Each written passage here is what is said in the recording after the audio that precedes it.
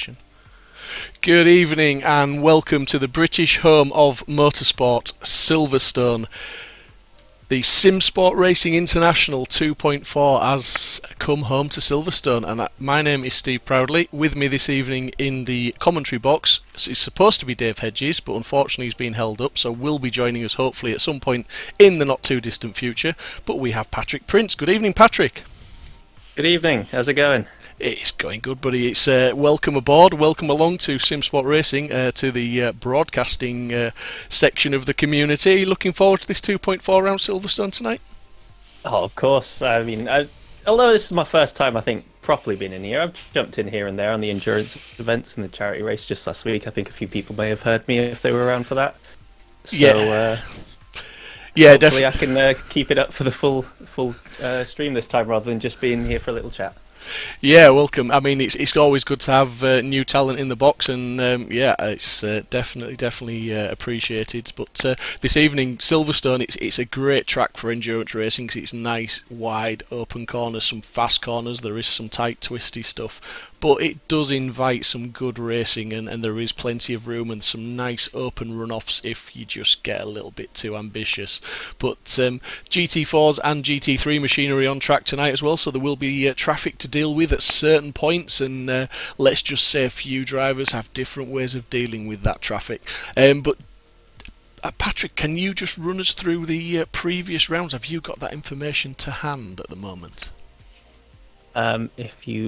Well, I've got the overall rounds, so I can tell you who's currently leading the standings. That would be awesome, yeah, because we've been to Kyalami, we've had Nürburgring, we've had Misano, so let's see how the standings look now we're at Silverstone. So going into this next event, we have Simsport Racing International in the BMW M4 currently leading the way with 100 points overall. They finished first in both Kyalami and Nürburgring, but they were either absent for Misano or did not happen to score any points during that event. So because of that, although they've gained 50 points for each of their class wins, they're only 2 points ahead of the next team, Team Abbey 2.0, in the Aston Martin, who are sitting right there on 98 points, with an 8th and then 2 bronze place finishes hitting the third step of the podium. Just behind them on 90, we've got Team Rocket M-Power in the McLaren 720S. They've had 2 second place finishes, both again in Kyalami and Nürburgring, but once again were either absent or unavailable to score any, or not available to score any points in Misano. We then have a fair bit of a step down to 4th place, where the Scuderia della Gleba, I really hope I did not butcher your name there, lads, but if I did, I'm very sorry. 76 points there for them. They had a horrible showing at Kyalami, finishing in 38th, but much better in the last 2 events, 6th in Nürburgring, and then a win last time out in Misano. Now, 5th place here, CBSR. They've had 2 5th place finishes at Kyalami and Misano, but weren't around for Nürburgring. And then from there on, we're very tight, going down 6th onwards. I see Team Abbey, who are 2 of the Abranosas that I race against in Tier 2. They're right there on 59 points as well, and 57, 51, 49. It's very close in the midfield pack, so I expect that there'll be a lot of close fights throughout this 2.4 hours. And then if I just take you down to the GT4s, leading the way there, we have Fast and Furious. It says in a BMW. Oh yes, there is an M4 GT4. I am being rather silly. Apologies. And they are sat in front of Green Moose Racing. I'm not quite sure how the points work for the GT4s because it says they're tied. I presume it's split, but I don't know if the website has that.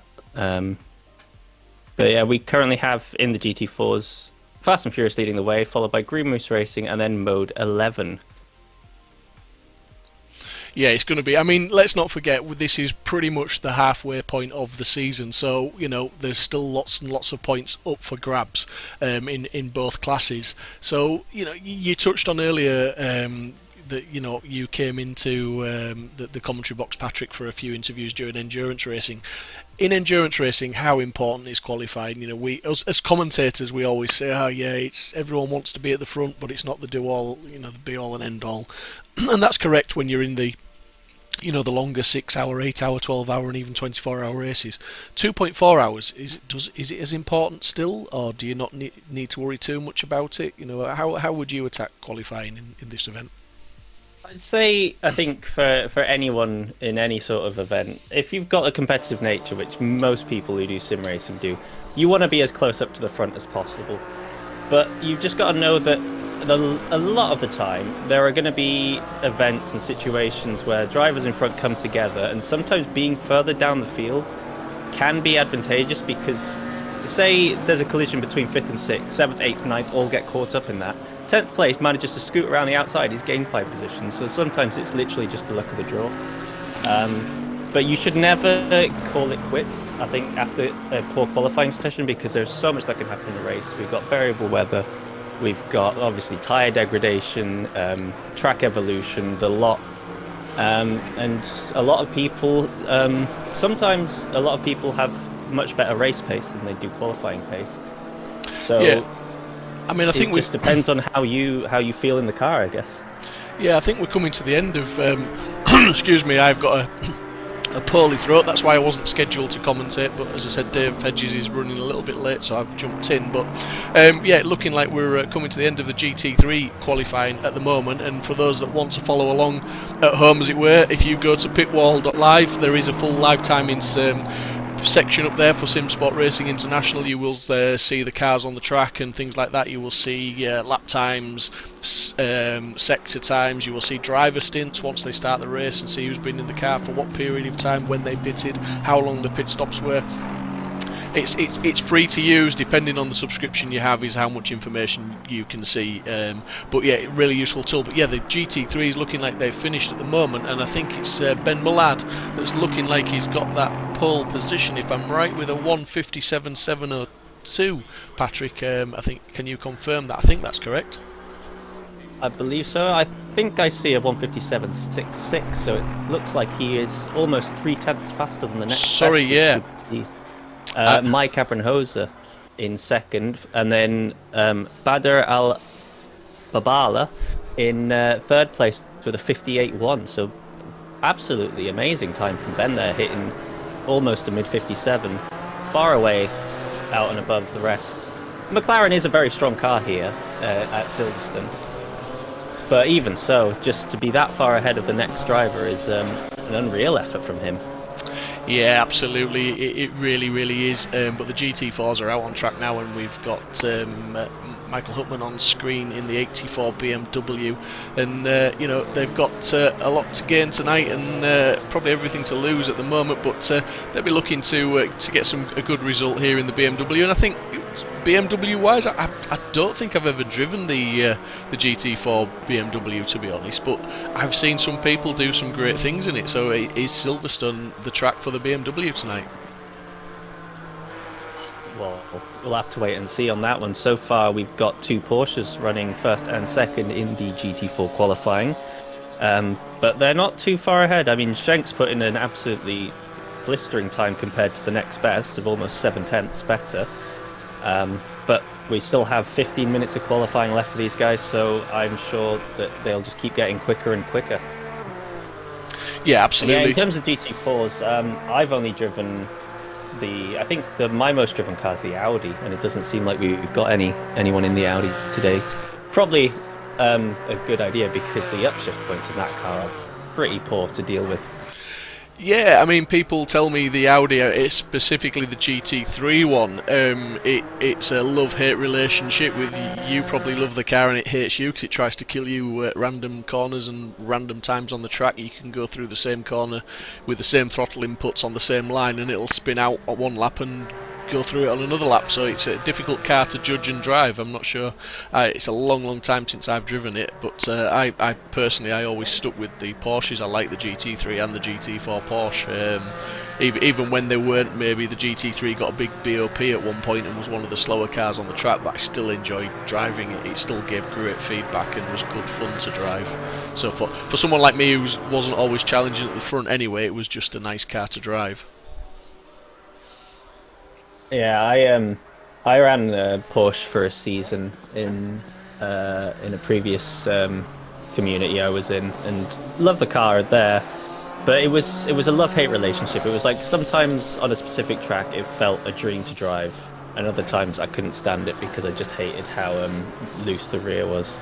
It's one of the. I think the Porsche is one of those cars. I'm not sure the Cayman's the same in the GT4. I think for the most part all the GT4s are pretty solid in their sort of unstable in the driving style, unless you take the Maserati, which obviously without traction control you need to be an absolute madman to try and tame that beast. But here now, just Martin's coming through midway through the lap, gets himself up to 5th. Is that? Yes, I believe so. Yeah, absolutely. I was just going to take a few seconds to say hello to people in the YouTube chat. We've got Kevin Cameron, evening all. We've got Christopher Pinchbeck and Gene Pinchbeck. Christopher's racing, he's in the GT3s. Now, interesting fact about Christopher, he's racing with a broken shoulder, so do the maths on that one. He's got some serious painkillers, or he's got a serious liking for pain, because that's not going to be easy tonight around here. I know I don't think Silverstone's the most demanding of tracks, but when you put a direct drive in someone's hands and they've got a broken shoulder, that's going to induce a little bit of pain. Hi. Hats off to you, mate. I could not imagine doing that. I went karting on Tuesday and I've had a bruised back, so I haven't wanted to get in the rig at all to do any sort of driving. So, you know, some people are just built stronger than the rest, I suppose. Oh, he's a big unit. Yeah, he's definitely a big unit.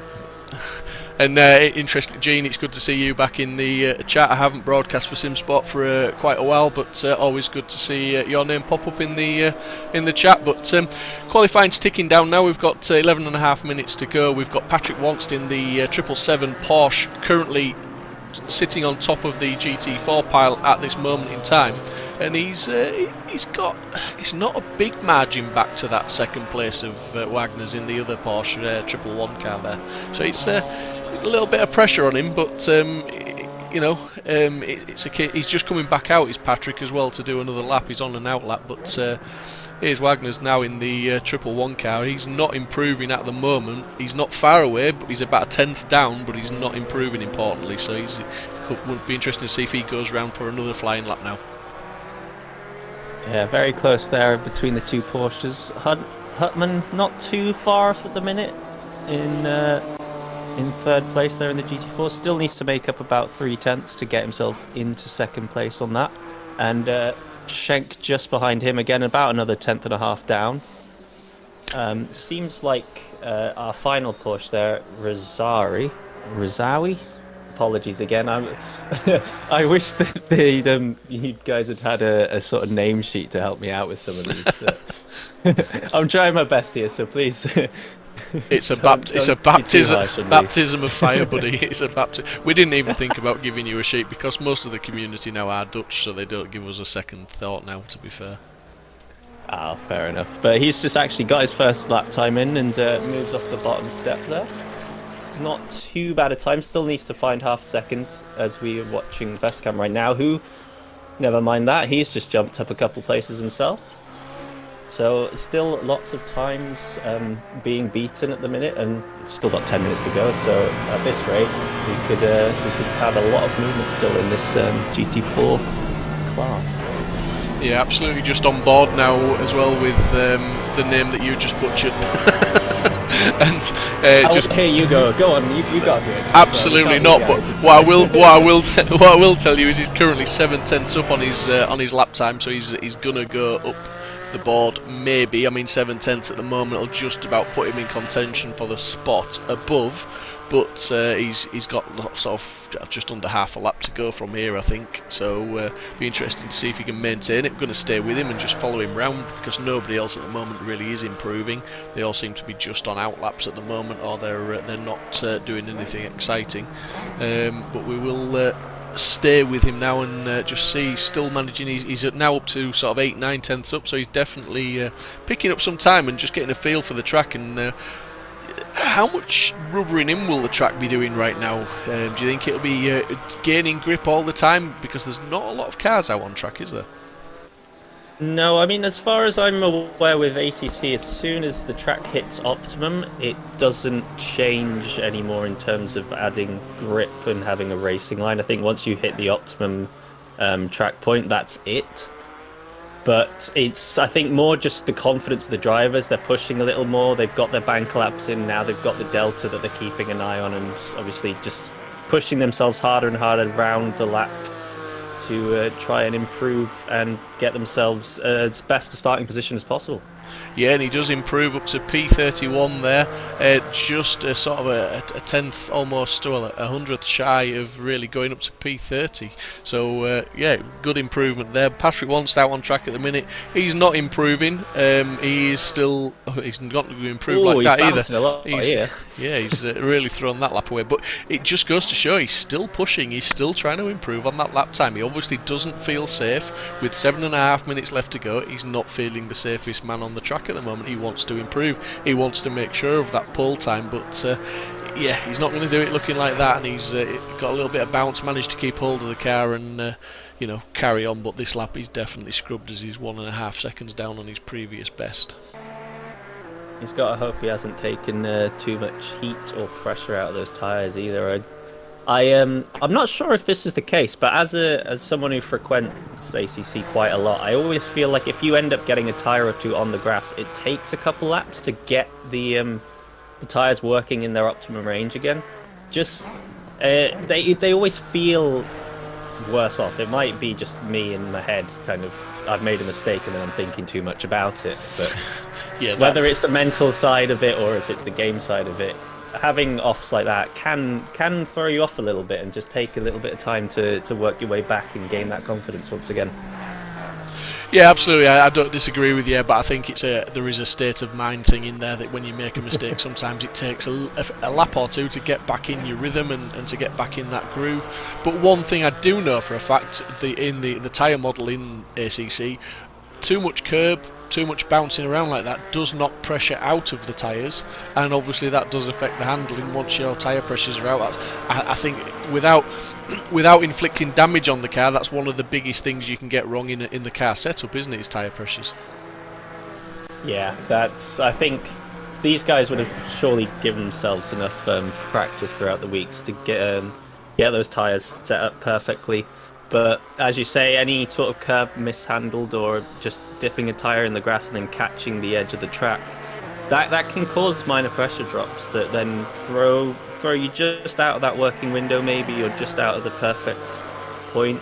And especially for a track like Silverstone, your tyres fluctuate 0.5, 0.6 psi sometimes, depending on where you are around the track.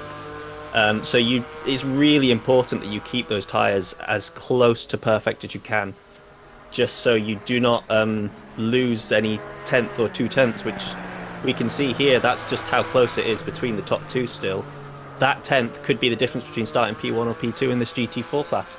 Well, talking of 10th, there isn't a single piece of paper between 28th and 29th, because they've got identical times. So that's a good showing from those two, but just the slightest of improvement for Skink could put him up a place on Hutman. So some great driving, some great times at the moment. But just looking at Westcamp coming in, he's not quite improving yet. He's actually down on this lap now, but he was up at the start of the lap, so he's got time in the lap. It's just a case of putting it all together. He's running out of time to do that now. They've got another couple of laps or so to go, but it's whether they've got got the fuel in the car or whether the tyres are at the optimum window at the moment. Because one thing I have found in the past, and it may be just the way I drove the Porsche, but I used to be able to set the Porsche up to go very quickly. The GT3 Porsche this is, used to be able to go very quickly in for a few laps, and then probably 10 laps or so into a race I would find the tyres were going off drastically, like off a cliff, because I was pushing them too hard. So I'm not sure if the GT4s are the same or whether the new tyre model has changed that fact, because I'm talking probably 18 months ago since I last drove the Porsche in anger like that. So yeah, I think tyres are the biggest part of ACC, and the drivers really have to look after them. And with that new model that came in as well, am I right in thinking they don't have the tyre blankets on, so when you come out, you're coming out on cold tyres? I'm actually not too sure on that fact. I feel like still when I just jump in from open lobbies, if you hop out, they're up to pressure, up to your starting pressures that you set. But I think they are fairly cold, and yeah, you definitely do not want to over push them to begin with. But when you're qualifying, I mean, could you just remind me actually, have we got limited number of tyres for this event, or are they unlimited? Because that'll have a big effect, I think, on who, well, how many tyres they use in qualifying and how many times they jump back into the pits. Because 50 minutes is a good amount of time to get 3 or 4 different sets of tyres burnt in, I think. I'd have to check on that fact, to be honest, because embarrassingly I don't know. I'd have to look on the on Sim Racing GP and see how the server's set up with that, or whether one of the drivers that's not currently in the car could maybe drop in the chat and let us know. I found it right here actually. It's 10 tyre sets allowed. So yeah, they well, in 2.4 hours, how many pit stops would you really be doing? 2 to 3, depending on stint times. Maybe just over 3. So you could still burn through 6 tyres and then have 1 spare for in case a crash or something happened. Yeah, and a couple of people, Chris Pinchbeck and Alex Crawford, thank you.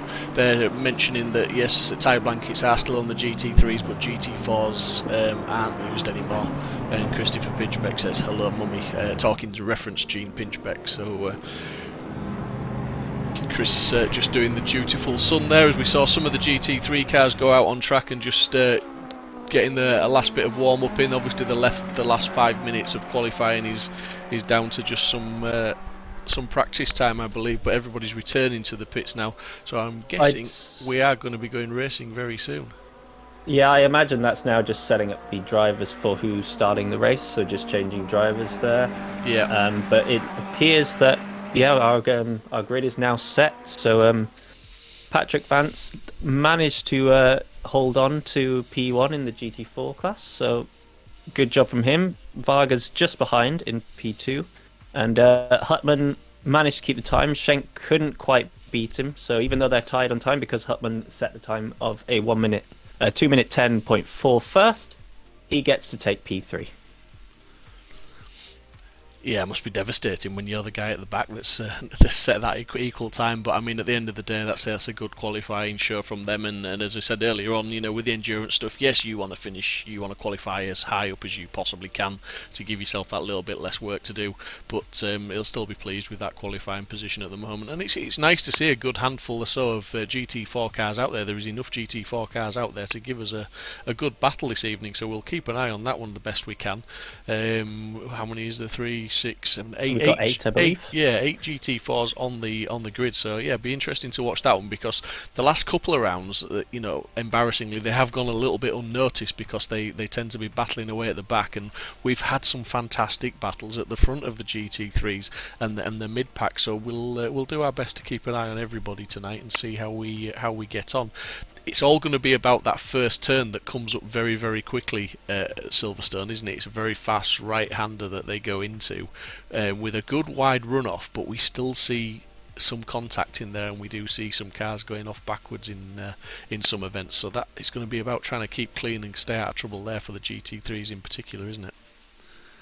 Yeah, this Silverstone ran through a few of the LFM races a couple of weeks back. I don't know if I should be saying another name, but I did a good few of those, and it makes a huge difference where you are on track for where you're starting to how you should be taking the corners, because As I ended up P2 on one of the races, and I felt out of position because normally I'm in the midfield pack or a bit further back. So I ended up over braking, and then one of the guys on the inside drove straight into the side of me and caused a 7 or 8 car pileup.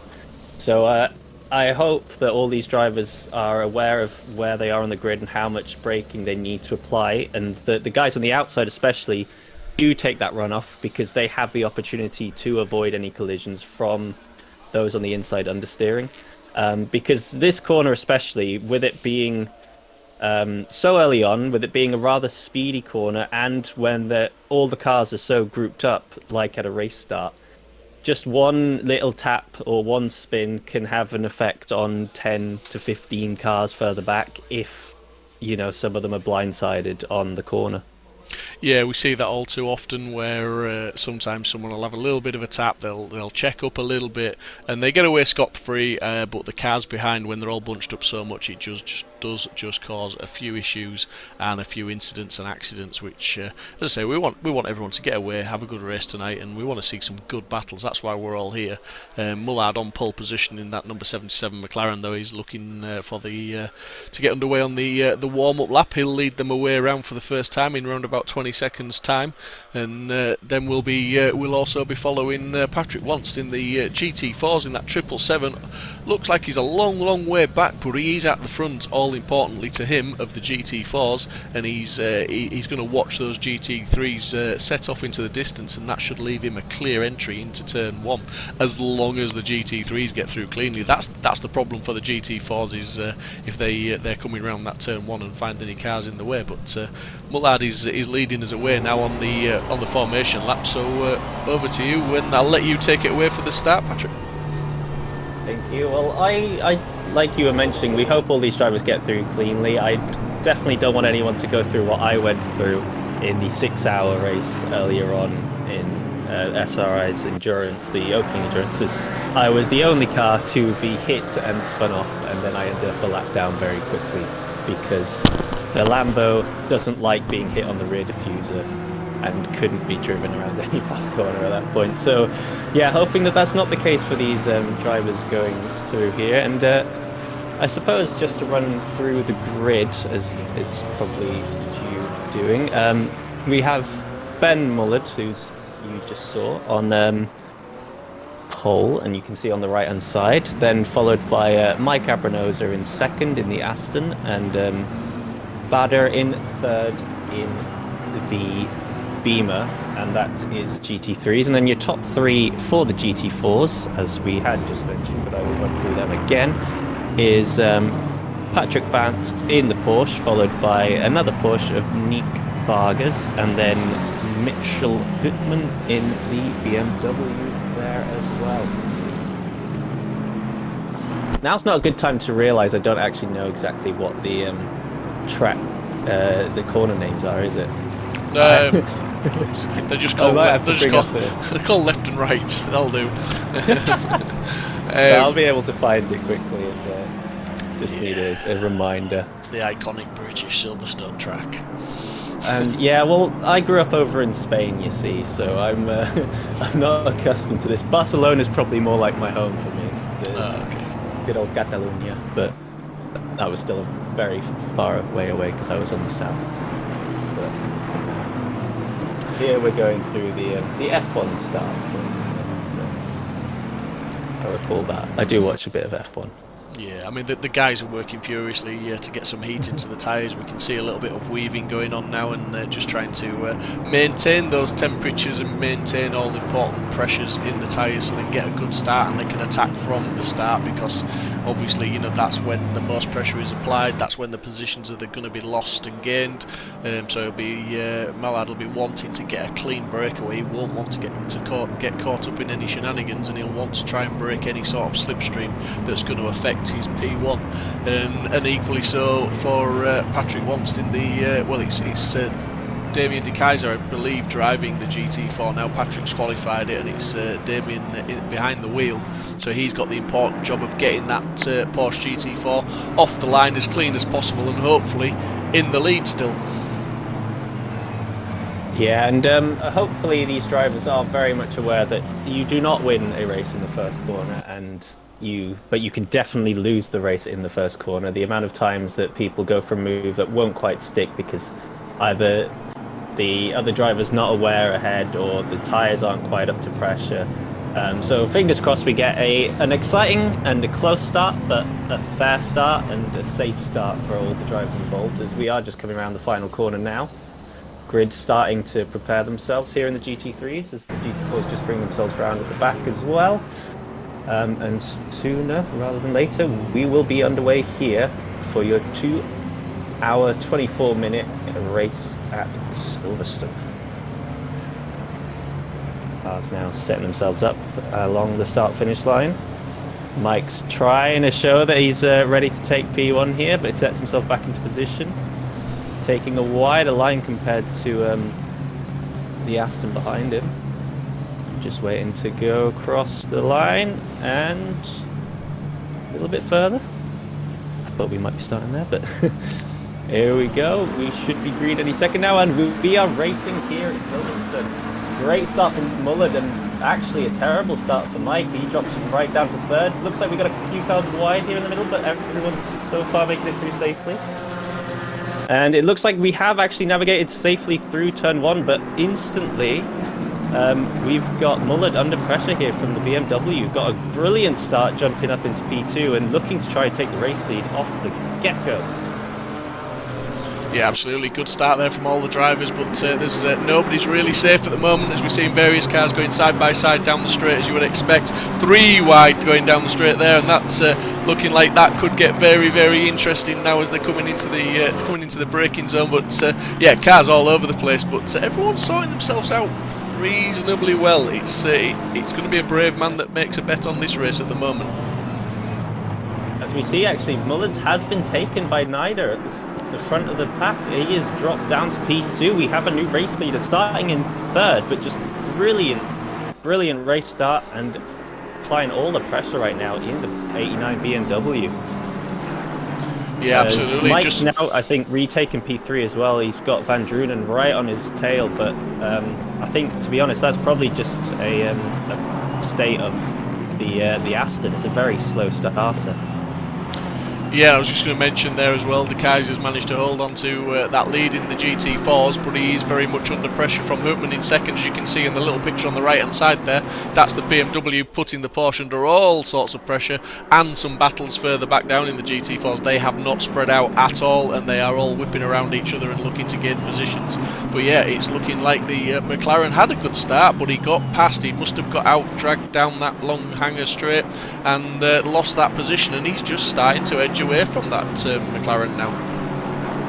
Yeah, the BMW looking very strong right now on the track. As you can see on your second screen here, very close still between the GT4s. I think that's the top 3 all within a tenth or two. First and second, and then second and third also battling right behind. Kaiser and Hartmann, I believe that is. As we just go across the start-finish line now, and Pitwall updates me with the names. Kaiser and Huttman, sorry. Yes. Oh, he's looking to go around the outside here.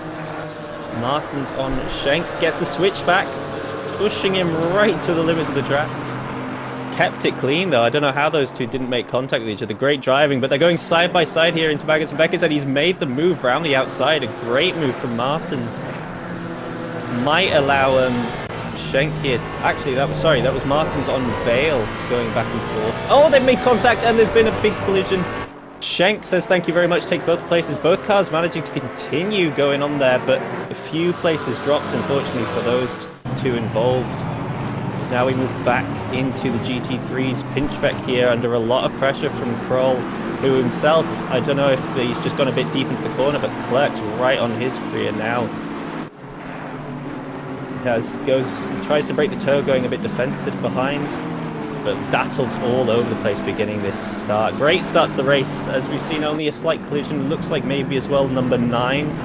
The GT3 has had a bit of an incident as we see him just in front of the GT4s, but so far so good and a lot of clean racing. Great move down the inside here from Menzies as well on Schallikens. Is he going to make it stick? I'd imagine so, because the Porsche hasn't got the best straight line speed, and yes, Menzies with a great move, just diving at the inside. I think Shellikens was trying to make a move on Clerk in front, but that's the problem with going overly aggressive on race starts here, where when everyone's so close together, if you step out of line and don't manage to make the move stick, you can be under attack instantly from behind us. Both the Abranosas here, 3rd and 4th right now, running nicely at the front of the pack as well. Yeah, absolutely, some good battling, but they are starting to spread out a little bit now, and that's down to the fact that they are battling. But the Abranosas here running very, very close together, and just looking like just took a little bit too much curb there, and Nelson and just lost a little bit of drive out that corner to Mike in front. But it'd be interesting to see whether there's any team orders there or whether it's a fight for position. But looking at Pinchbeck now, he's definitely he's on the move. He's moved forward again, another position from 9th to 8th. He's I think he's capitalising on other people's mistakes and just driving a solid race. And in fact, he's alongside now, and he's looking. He's up to P7, so he's gained 2 positions in the last lap and challenging ahead now. Yeah, I think we just had an error from Valenduc coming out of Beckett's. He seems to drop 3 or 4 places as he was off in the grass on corner exit. So I'm not too sure what happened there, whether that was a bit of a collision with another car or just lost it on his own. But Valenduc now with a bit of work to do to get back into that P7 position, as we see Pinchbeck all on the back of Van Horn here. Looks to be able to carry just that little bit more speed, but I think he almost got spooked that he was going to run into the back of the McLaren ahead and had to just lift off slightly.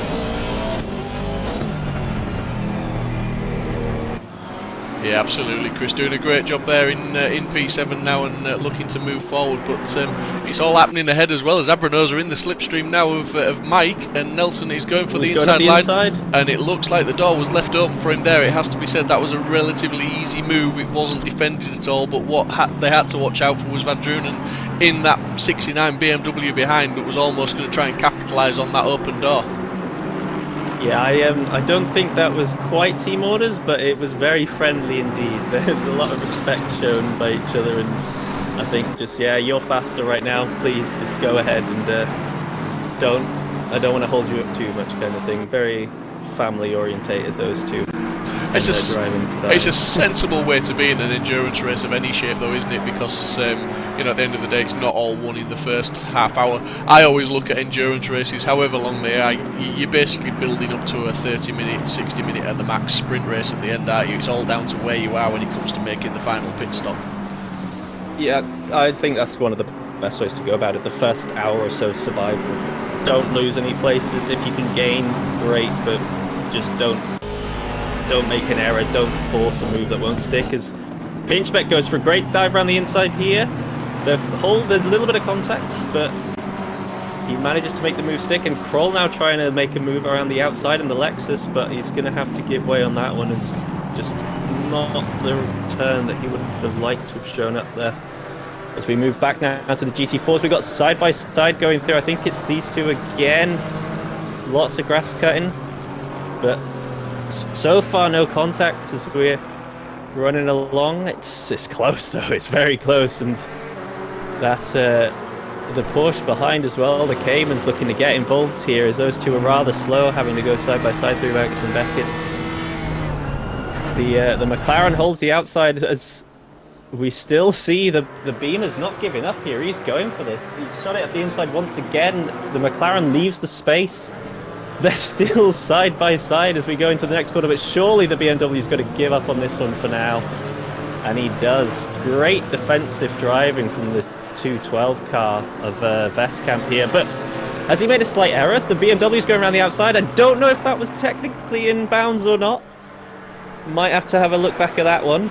But almost, just as I'm complimenting the 212 for the defensive driving, he's almost lost 2 places in one go, as we've now got side by side going into the first corner. Vesta and Van Horn, I think that is. Sorry, Vesta and Valenduc holds it round the outside, just more confidence in having the runoff available to him. But this midfield pack is so close together right now. There's almost just 2 or 3 tenths separating about 4 or 5 cars here.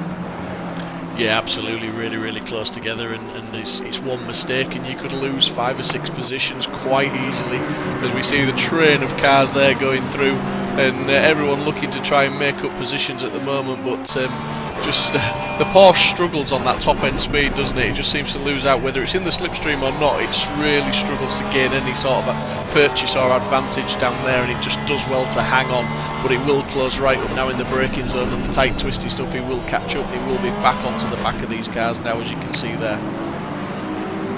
Unfortunately, it's the major downside of the Porsche. It's great for lap times, but if you get stuck behind a car that's fast in the straights and slow in the corners, it's so difficult to overtake in the corners.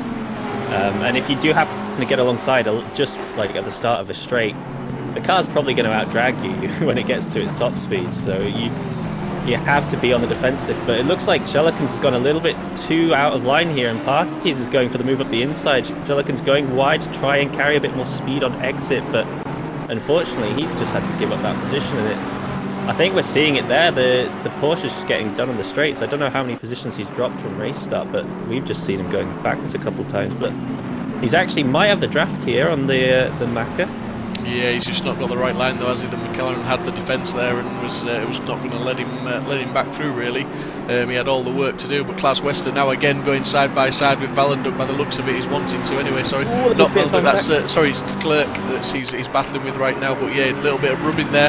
De Klerk flashing the lights, showing his frustration at that move, but he can't get through there. He's having to stay behind. That's a difficult corner to overtake if memory serves me right. We saw a Red Bull in the wall there once upon a time, but not tonight. And he's making his moves. He's trying his hardest to get through, but just nowhere to go. The door's not being left open for him, and Wester's doing a good job of defending that position right now.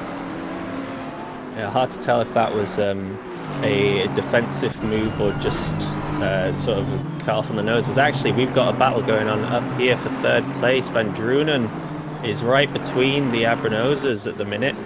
Looks like he's got one of them, and he's trying to make a move on the second. It was very well defended by Nelson, just forced him wide and actually almost allowed Mike to get back up the inside. But great battle going on here for P3 as the front two have just run away at the minute. There's a second between them, but then we've got almost 4.5 down to P3. And another huge group here in 10th, 12th. These guys have been battling for ages now, as we see Menzi and De Klerk. Maybe De Klerk getting pushed out of line. Don't know, we've seen him attacking just a second ago. Now suddenly he's defending as we've got a Macca spinning behind him. Parties, I think, has just gone spinning off, and Shelikins takes a position. He only loses a couple. Great catch from him not to completely lose it going all the way around. And now we switch back to Valenduk getting ahead of Wester. This pack just keep moving back and forth. I'm actually really struggling to tell who's ahead and who's behind in this group, as every time we look back at them, they're in different positions attacking each other from different situations.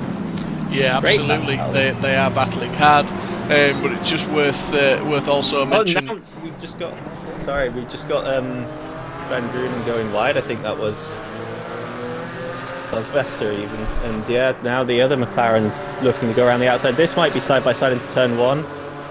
I think with the Aston taking the shorter line though, he might have the corner back. Yes, he just took the inside, went very defensive and managed to hold out, but constant pressure here in the midfield. Sorry to cut you off there. No problem. You were watching that one and I was watching the GT4s, because the top three in the GT4s had closed right up to within less than half a second of each other. They just spread out a little bit there while we were watching that GT3 battle, but they are closing up. They're keeping in touch with each other. This is very much a battle for the top spot in the GT4s at this early stage of the race. Obviously 2 hours 10 minutes still to go, but they are racing hard. It is important that they stay together, and they are trying their hardest to be together, and they're succeeding at this moment in time. Yeah, it's still great battling going throughout. I think we had a spin from the 48. I don't know what caused that in the GT4s. They've dropped off a little bit. That was just the lap previously, but they've managed to keep it going, and hopefully we'll be able to catch back up. But this battle going on for P3 still here in the GT3s. We've got Nelson, Van Drunen and Mike Abranosa all close together. This looks like a good switchback for Mike here. Has he been able to keep his nose in? He's had to go and take all the runoff on the inside just to avoid making contact, and now suddenly Van Drunen's got the run on Nelson. He's gone to the inside. I think he might be able to take the position here. This was all started by Nelson Abranosa just going a little bit too deep, but if Nelson can hold the inside now, he might be able to keep this. Actually, great defensive driving. Question is, can Van Drunen go around the outside? No, not quite. Great battling from these three. Couldn't be closer together, but is he trying to make the wrong move here? Is he going around the outside? I couldn't imagine him trying to take this one off. No, this great defensive driving from Nelson once again, just forcing him out wide, ruining his line. And I think we can see that Van Drunen's got he's got the speed for these three, but because of the driving of these other two, as a great move there going into Magnus and Beckett's. The two family drivers working amazingly together there to hold this raging Beamer at bay. He's not going to be too pleased, but brilliant driving from the three of them, gotta be said. Yeah, I mean, like you said, you took the words out of my mouth. I was just thinking Van Drunen's definitely got the lap time. He's definitely got the speed in that BMW at this stage of the race. But you know, Abranosa's, there's no doubting those guys' racecraft, either of them. They turn up for many endurance races here at Simsport Racing International and prove race after race how good they are as drivers, because they battle hard for positions. Always hard, but always fair. And that was always the risk for Van Drunen when he was up in that P4. He had one of them in front, one behind, and we saw him sort of trying to go around the outside, which obviously then left the inside open, compromised his line, and he just lost the position. But I expect to see him back on the back of him very quickly, almost too quickly there, as in the braking zone he almost just closed in so fast there that I thought it was going to maybe just make a little bit of contact, but not to be the case. Far too talented for that. And all while this battle's been going on, we've had Pinchbeck just slowly creeping up behind them. He's within a second now at the back, so this is soon to become a four-way tie, and I don't think Kroll's too far behind either. So the longer this battle continues, the bigger this battle's going to become, and the further the front two are actually running away with it. An 8-second gap now to P3. So this is great for the two out in front, and I think it's great for everyone else, and the viewers included, to see this kind of battle going on. Such a good watch at the minute.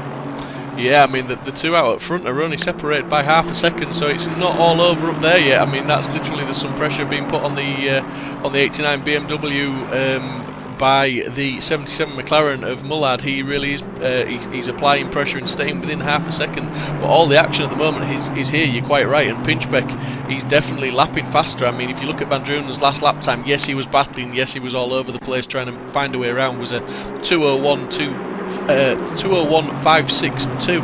Pinchbeck's was at 1:59.655. Looks like Mike's going for the move here. Sorry, he's gone out, slept of the slipstream, looking to go around the outside.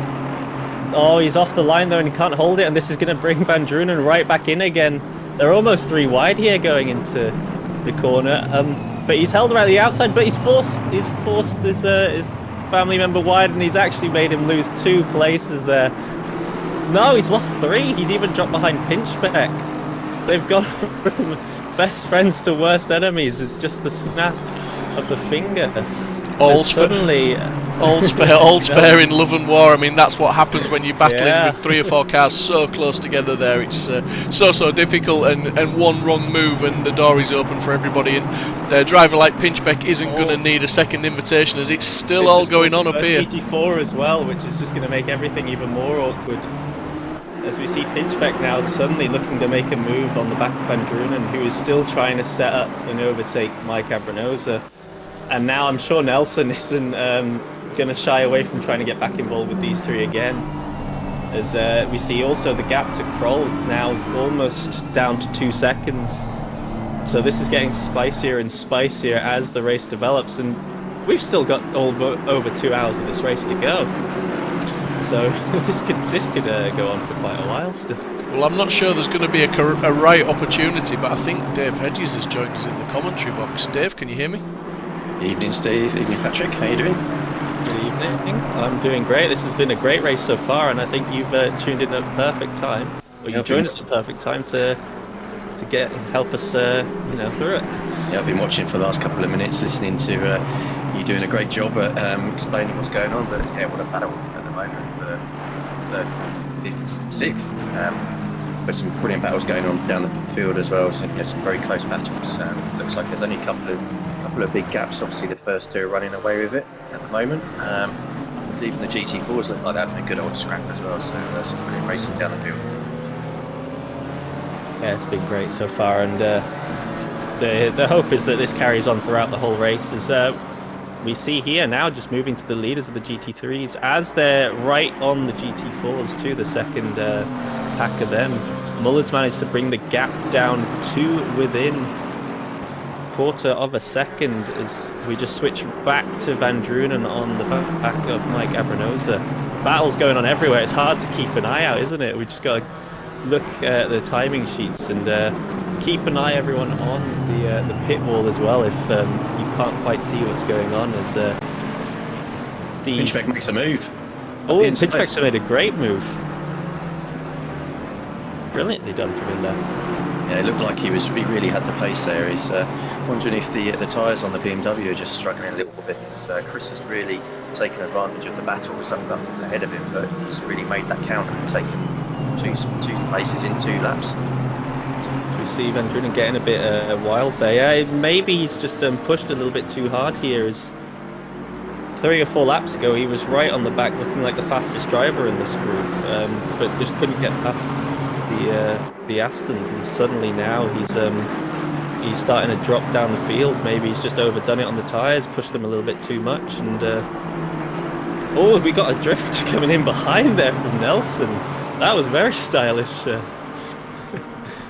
Managed to keep it going in the right direction at least. And it looked good for the cameras, but it's not going to be good for his tyres either. No, that's going to hurt his tyres, isn't it? He looks like he's struggling a little bit through Beckett's there and onto the straight into Chapel. But yeah, he needs to calm down. Just take his time. Obviously, the BMW ahead of him, it looks like he's struggling a little bit. He's putting a bit of pressure back on Pinchy. But yeah, he's just got to be mindful. Oh, there's a lot going on. Oh, one of the leaders has spun. There's been a collision with the GT4 and the GT3 leaders, and we just saw Mullard, I think, having a little spin around. Went a bit too deep in the corner. Probably not the right place for them to be making a move on the other class. Yeah, managed to keep it more or less going in the right direction, but he's going to be carrying a little bit of damage, and that McLaren damages very easily. So hopefully that's not his race compromised now. GT3's got to be careful. Oh, it's another collision as well. Sorry, another GT3, GT4 collision there just behind, and that's Nelson spun around. Oh, no, it's all going wrong now. Oh dear. Yeah, they just got to be careful. You know, it's only 30 minutes gone of the race, and we're just making silly moves potentially on GT4s, which you have to be extra careful around, because they make unpredictable moves sometimes. And, yeah, obviously that's made him pay really, and obviously one of the fastest corners on the track as well. He's the person that clipped his back there. Probably had no choice of where he could go. It's hard to know exactly who's at fault for these, and as commentators we're going to reserve judgment, because that's for the stewards to do the thing. I believe this is going to be post-race stewarded as well, so don't expect any penalties coming throughout the race. That will all be sorted afterwards. But yeah, I think it's just a bit overly aggressive, probably from most drivers involved right now, that we've still got 2 hours of a race to go. You know, it's whether you get past them this turn or the straight after, it's not a big difference, so just wait and be patient. We've actually got a replay here coming through now of this incident. It's a poor time for these two to catch, and going almost 3 wide into the corner. Oh, okay, yeah, no, Nelson's just he's gone for a little bit too much of a dive there, trying to keep the 2 ahead rather than waiting his turn. And then unfortunately a bit of an unsafe rejoin as well, which sends the GT4 flying. Yeah, that's an understatement there, Patrick. I think you definitely could see cars coming around that corner. It should not be going forwards. But Mullard in second place, who had that incident as well, he's only lost about a second, 1.4 seconds, so he's not done too badly, bearing in mind he come together with the Rothmans Porsche. And it looks like he's closing in a bit on the 89 BMW as well. Battle's still going on everywhere though throughout here in the pack. We've got Van Horn in the middle of a sandwich. Veronesi and Nelson now trying to make his way back up through the field after his earlier errors. Looks like they've got the speed on the Audi just ahead, but hopefully Nelson will be a little bit more relaxed, as actually he's coming under pressure right behind from Parties, who's trying to make a move now. It's amazing how much it just flips. In 1 second you seem to be attacking the car ahead, next thing you know they're having to defend from the car behind. That's just the beauty of midfield pack racing, isn't it, in these events? It is, yeah. I'm wondering if Nelson's picked up a little bit of damage, you know, from that hit on his rear quarter when he come back onto the track. So it didn't look like he was at full speed there with the McLaren. Obviously, as we know, it's a pretty quick car around here. So just look at the side of his car. He's got quite a lot of heavy dashing going on there, isn't he? Yeah, it does look a bit beat up, which won't be helping him much, but looks to be in pretty good stead. At least straight line speed's not costing him too much. But obviously not where he wants to be starting so far up the field, but he's going on the attack right now, trying to go around the outside, getting squeezed wide, but can't quite make the move coming into Maggots. We'll see if he can hold it for the exit, as the Audi ahead's gone a bit offline. Looks like it's all of them have had to jump on the brakes slightly there to avoid any collisions. We have a spinning GT4 off in the back there, number 7. Possible collision as well, because that's an odd place for a car to find itself, just going into the complex. So still drivers just being a little bit too aggressive. Side by side once again though here, coming in to the corner. Nelson on the outside line, but if he can hold this well enough, no, he's actually given up position, and now he's once again right back on the defensive from the car behind. Brilliant driving. That's a good move there. Go replay the GT4. It's going into Maggots, is that? It's taking a wide line to let the GT3s through, but that's the right. Oh dear, that's naughty, isn't it? Yeah, that's just once again a bit of impatience. I think possibly lack of experience of multi-class racing and just knowing the difference in speeds going through these corners. It can definitely catch you out when you just got to slow down so much more than you expect to. But just looking at the time in tower, Mullard's only 0.2 of a second behind P1. Oh, he's not that very 1.2. Well, he's not quite happy with 2 seconds. Last two laps. Looks like he's really got a bit between his teeth after that little knock with the GT4. Yeah, I wonder if he was just protecting his tyres at the start of the race thing, because he started on pole, but dropped down to about a second and a half off, and now is once again on the attack. So maybe just a little bit of tyre protection here. Doesn't look like he got the best run out of Maggots here, but honestly, he's looking like he should be back in the lead in no time at all. Yeah, just wondering if he's going to make a lunge up into Vale. That might be the best opportunity, or down into Brooklands. That's another good opportunity if he can get a run out. Oh yes, right. Wow. Be careful, boys. We got a GT4 right in the middle there as well. He's getting swamped on either side. He's doing the best he can, just going in a straight line. Make yourself predictable in the situation. There's another one on the outside, but he's getting swamped in the middle of the corner. God, it's amazing how there's been no collisions here. The driver's done really well to make it through, but they're also attacking each other actually. If we just can't quite see it behind, here we are. We've got to move. GT3's in front, the GT4's right behind, another GT3 trying to make through on the inside. It's very hectic driving right now. Oh my god, Aston almost drove into the back of them as well, but brilliant reactions not to quite collide with each other, and somehow all the cars have made it through in one piece. Because we actually just see both GT3 cars ahead, off in the grass. Yeah, I mean, P3 to P6 are all only a second apart from each other, so it's hectic, especially only half an hour after the start of the race. So I'm willing to bet this probably carries on for the whole race. I think that might have just been the move for P2 in the GT4s as well. there's definitely battling going on between those two right now, as it seems the leader in the BMW's managed to just run away with it a little bit. Yeah, it looks like Schenk and De Kaiser are definitely battling with all the GT3s, making it really spicy for them for sure. We've got Schenk looking to take a little bit of a wider line out of Luffield. Let's see if we can get the extra speed a la Lewis Hamilton from last year, but it doesn't look like he's managed it, so he's tucked up behind him through comps, and well, looks like he's broken a little bit earlier there than De Kaiser, but he's got on the throttle quite nicely. Just coming up to Maggots. He looks like he's... Go on, sorry. Sorry, I was just going to say, Schenk was our leader in GT4s at the start of the race, so I don't know if he's had a moment, but he's dropped down a little bit. But he does seem to have the speed on De Kaiser there, and I think he just took a little bit too much curb on the inside of the first corner. Car looked slightly unstable, but it does seem to be all over the back of him right now. Same with the leading two here as well in the GT3s. Yeah, it's very close. I think Schenk actually was the Rothmans Porsche, isn't he, that come together with Ballard. Oh, he was, yeah, that's probably what's dropped him off. But you can see actually the BMW of Hutman's not too far ahead there. We just caught him a little glimpse of him just ahead of these two. I think only about a second and a half, maybe 2 or 3 seconds up. So that's still all to play for in the GT4s.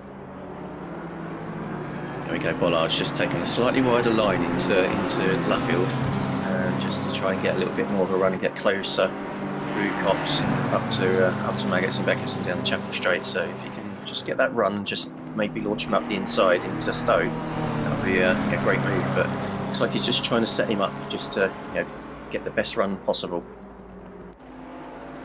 All the while, even though these two are now battling with each other, they're still pulling out a gap on third. It's almost up to 10 seconds now, this gap from the leaders to the rest. So I think at the very least maybe Muller just holds position for a little bit, doesn't try too much. Depends, because currently there's still an hour 53 to go.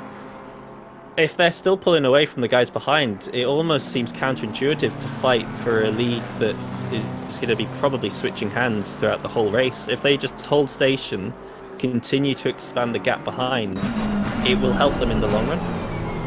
It will, yeah. And Apronos in third. Looks like he was about second that last time round. These two, so even though they're not really battling hard, it does look like they are mindful of what each other's doing, and that's costing them some time. Yeah, well, even though you could think strategy and think just hold it and drive as quickly as possible, we're racing drivers, aren't we? We want to be in front as long as possible, and we're never going to back down from a fight if one presents itself. So I think Muller's going to keep trying everything he can to get this place, but you can definitely see the pace is dropping off because Nida's having to go a little bit more defensive as Van Drunen on Pinchbeck here. Pinchbeck went very deep, but he's got a beautiful switchback and just retakes that position, says thanks but no thanks, I'm going to stay here. But BMW now, Van Drunen looking like it's got a lot of top speed here in the draft. Getting forced to the outside though. And yeah, unfortunately just has to give up on that challenge and will look to go again as Nelson now as well. We go from one Aston Martin to another, all of them currently in the thick of it. Still trying to recover from his earlier incident with the GT4s. Managed to make it one place, I think, since the last incident, but Van Horn's now all over the back of him. Maybe he actually is losing a bit of straight line speed with all that damage he picked up, because just doesn't seem to quite have it on the straights, does he? No, and bearing in mind he was almost up the top there, you'd expect his lap times, he's quick enough to probably breeze past the others, but it looks like he is struggling with his car. He's just stuck behind the Audi there, and it's a hide into nothing, being stuck behind a car forever. Sometimes it gets very frustrating. You can make some silly moves, but hopefully you'll just regroup. Maybe the car driver swap might help as well, just to help refocus and maybe get the switch back, or the overcut or the undercut, depending on when they hit. How many pit stops do you think will be? Oh, we've got the McLaren actually a little bit sideways, and it looks like the Audi had an issue. So these this pack of four have just closed up extremely quickly with each other. Nelson now coming under a challenge from Van Horn behind. Goes defensive on the inside, which saves the Audi any troubles of having to defend following the mistake. But now the Castrol McLaren's gone a bit too wide and opened the door for parties to come in and have a little sneak. But he's been forced to the outside. All the while, we've just seen Nelson's just gone right past Veronesi. I don't know how that happened. Just seemed like maybe the Audi had another moment. It's possible he forces him off the track. They just it's nearly come together. He's obviously just being mindful of the car on the inside and deciding to take the wider line, but could get a track cut by going that far wide, especially at full speed. So he's got to be mindful. And is that Ben Mullard who's taken? Oh no, he hasn't. He's still behind. Yeah, it's just the ticker's just moving around 1 to 2 there. So that was just a bit confused there. But yeah, he's still looks like he's still sizing up. Nida in there in P1. He's taking an extra line there, isn't he? Unusual line. He's trying everything he can right now, just to, I think, probably just try and put off Nida in the rearview mirrors, make him keep having to check them and try and force him into a mistake. He's got a great run actually coming through. Maggots and Beckett's here. Can he hold it round the outside though, is the question. Has he got the straight line speed? Not quite. They look very similar coming in the corner here. Will he go for the later braking around the outside? He's carrying the speed. It looks like he might have it. They've made contact, but he's had to run off the track. Is that legal? I'm not sure. he was forced off the track. It looked like he was going to make it round, but I would be happy to keep that position if that was me. That contact was how he got forced off the track, really. Yeah, I think that's fair, but we'll see now if the gap to Mike increases again, because it's dropped by 1.5 seconds in the last 2 laps down to 7.8, and I imagine that side by side that is going to make it drop just that little bit further as well. So it did seem like Mullard had a lot of speed on Nida here. The question is, will he actually now be able to employ it, or has he picked up a little bit more damage from that door-to-door banging to accompany what happened with the GT4 earlier? It's possible, but it looks like he's pulled a second out already. So, I think he's certainly got the pace at the moment. Abrano's again, nearly a second a lap quicker. So he's closing up on P2, only 6.8 seconds behind at the moment. Pinchbeck still got Van Drunen right behind him. We've got the battles here for P12, 13, 14 still there. So they're very close battles all down the field.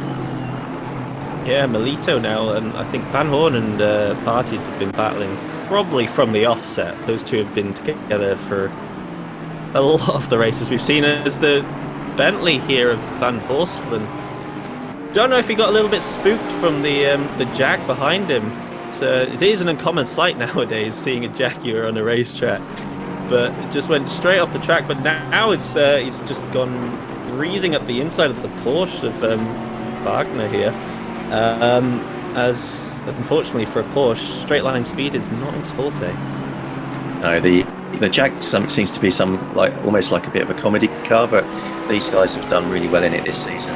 They're actually probably a bit lower than where they normally are, so maybe it's a bit more of a struggle around this track, but you'd expect it to perform quite well, because it loves its straights, does the Jaguar, but it's just I think the high speed nature of the corners. They just can't carry the speed like the other cars can. Yeah, and we see here the pain of the Porsche. It's got all the speed through the corners, but as soon as it gets to a straight, it just unfortunately loses too much ground. So now we go back to the battle, Parties and the Hornets. We see Bavat actually picks up the first drive-through for exceeding track limits, as Van Horn gets a little bit sideways there. Parties did well to not drive straight into the back of him and saw the incident. Now goes for the dive up the inside. It looks a little bit late. Can't quite make the move stick. But I think, again, a matter of time now before Parties does make the move here. He seems to be the faster of the two. It looks like he's got another good run, but it's not a great part of the track to go for a move. Yeah, just backs out of it. Hold station. Might try get him into the braking point. It seems like they're once again catching Veronesi just ahead, even though they're battling with each other, so just Yeah, right on the back of the Audi all of a sudden. Yeah, the Audi seems to be struggling a little bit here. And, I've driven the Audi quite a lot, and it's a good car around here. But just I don't think it's the Evo 2 this one, so the new one with the extra downforce. So obviously, just maybe not dialed it in properly, or just struggling maybe with the tyres as well. But just looking at the gap now from P1 to P2, nearly 4.5 seconds. The last lap by Mullard, 1:59.9. So he's really just blasted away from P2. He's flying, yeah. He's got himself finally a bit of clean air. I think he would have been annoyed at himself for losing the race lead early on, but as he did qualify almost half a second faster than anyone else. But yeah, he's got himself the clean air now and is hoping to just put in a lot of clean laps, because he will have some damage that he might need to repair in the pits. So the more time he can make here now before the pit stops begin, the better for him to hopefully keep P1 for their race. Yeah, I think Abrinosis certainly can smell the BMW now. He's only 4 seconds behind. 1.3 seconds was his faster than P2 in the last lap. Look, Pinchbecker's yellow flag was there, Van Drunen. And then nearly 3 wide again here for P13, 14. Oh, the Audi's getting swamped by both. Is he going to hold it around the outside? Looks like he is just side by side. Yeah, I think he'll be okay there. Yeah, but the Ferrari's suddenly right on the back of these two now. Just like that, it's a different three-way battle as we see Van Horn running away at the front. The Audi looking a little bit weak round here. I don't know what it is. Maybe he's just having to take a lift because of Audi things that I think everyone has experienced at some point or seen someone. He's had to go very narrow and defensive, parks it on the apex. Well defended there, just doesn't allow the McLaren behind to get on the throttle, but he didn't defend the corner after, and just like that, another position dropped, and I think that might be 2 in a row actually, as Melito's looking to go up the inside, thinks better of it, and just settles back behind to make a move another time. Yeah, very well backed out there. I think he's probably just a bit too far away there, the Ferrari from the Audi, but I've seen many a move where people have dived up the inside and made it stick, but it's obviously still 1 hour and 43 to go for the race, so just thought better of it, back out and go again. Play here with Chris Pinchbeck, see what's happened on a GT3. Well, at least he missed it on a GT4. Oh, has he spun it again? Was he caught it this time? Okay. Oh, well caught. That was definite code brown. Oh yeah, that one's an awkward one. I think just didn't quite realise the overspeed he'd have on the GT4. Fortunately for him, only lost a couple places rather than anything worse, putting it in the wall per se. And he's right on the back of Kroll here, but.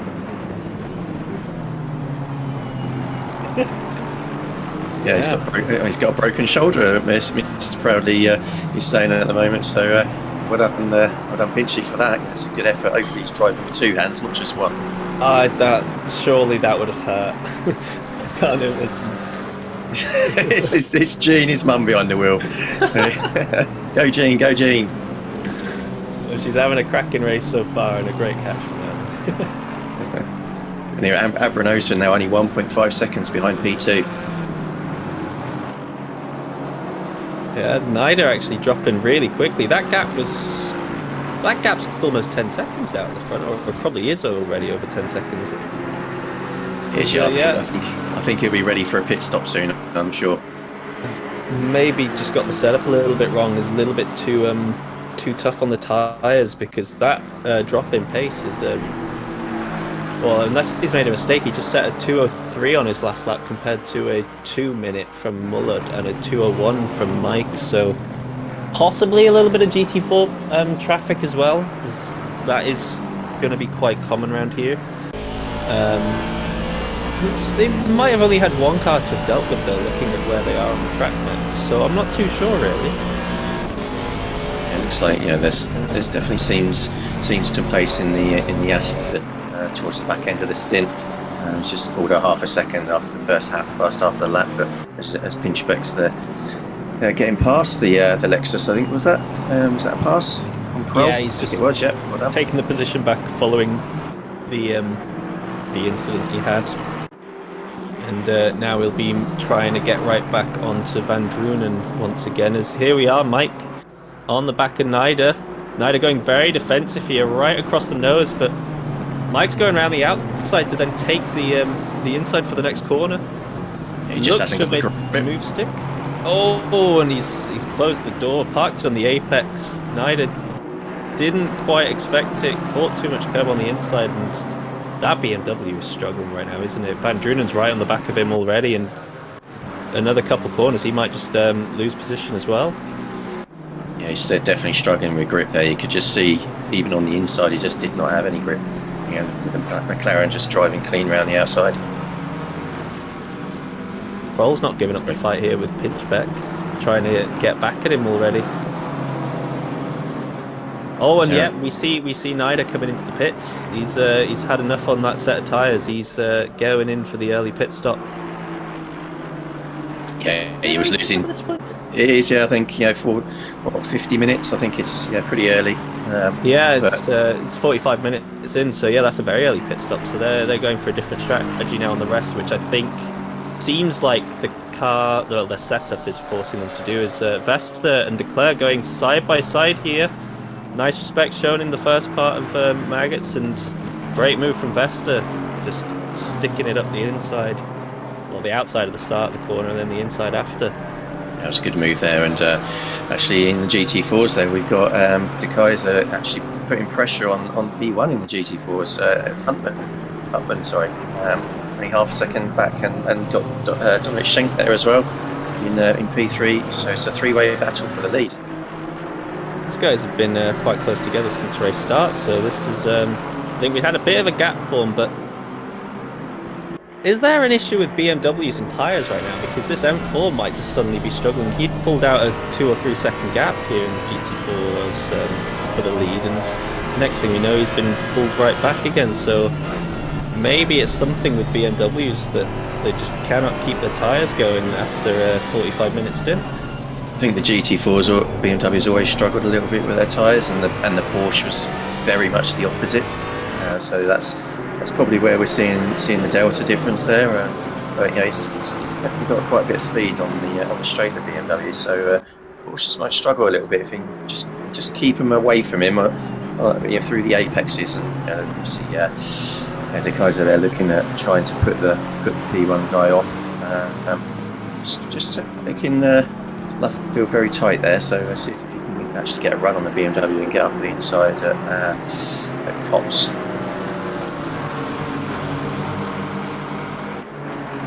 Oh, and we got the battle for Pinchbeck and Kroll coming straight through here as well. They're wasting no time, getting very close to each other.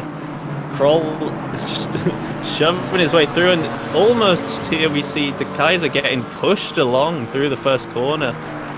Now looking to make a move around the outside, possibly. No, just has to slot back in. Can't quite make it, but that's allowed Schenk now to catch right up to the back of him, and it's going to be a brilliant three-way battle here in the GT4s. So P8, car 89, battle for P4, three-way battle coming down the Chapel Straight, so very close. Looks like everyone's just sort of following, no one's going to make a move, but as De Keyser there just pulled out. No, he's just not got the straight line speed there, side by side, so really needs to be almost pushing him down the straight to get that delta difference, but it looks like he's going to come up on the inside there, but again he's going to maybe brake late with the GT3, trying to get up the inside of the Rothmans Porsche there. As hold station, looks like the GT3 is just going to split them up a little bit and give them another breathing. Give them a bit of a breather. It's a dangerous spot to be in, isn't it, when you're a GT4 trying to make an overtake and you've got GT3s flying all around you, because if you pull out for a move that someone doesn't expect, as we see the McLaren getting awfully close to the back of De Keyser there, now sending it around the inside, it's just like, yeah, if you go for a move and that isn't quite caught, as we see the number 4 GT4 going out the way, but Oh, it's a mistake from De Kaiser, and Schenk says thank you very much. I will take that. Just goes a little bit too deep into the corner there. And just like that, loses a place. Yeah, it's very easy. Just when you're running so close, you've got to be very careful. And if you're going to make a mistake, you're making it on the apex and not allowing him back up the inside like he has almost allowed it back there. So he's going to make the switch back, and hopefully he'll give him a run down the old start-finish straight, which I think is going to be the international straight now. Yeah, we see Schenk almost do the exact same. The role reversal happened, didn't it? Schenk just went a little bit deep and almost opened the door. For Kaiser, he's looking to try and make a move around the outside here. Is he going to be able to do it? Lots of respect shown from both of them. Oh, it's side by side still. BMW's going to be loving this, just looking back at Hutman, just being like, yes, please, keep going. Give me the spaces. They're going side by side still. Will there be contact? Somehow not, but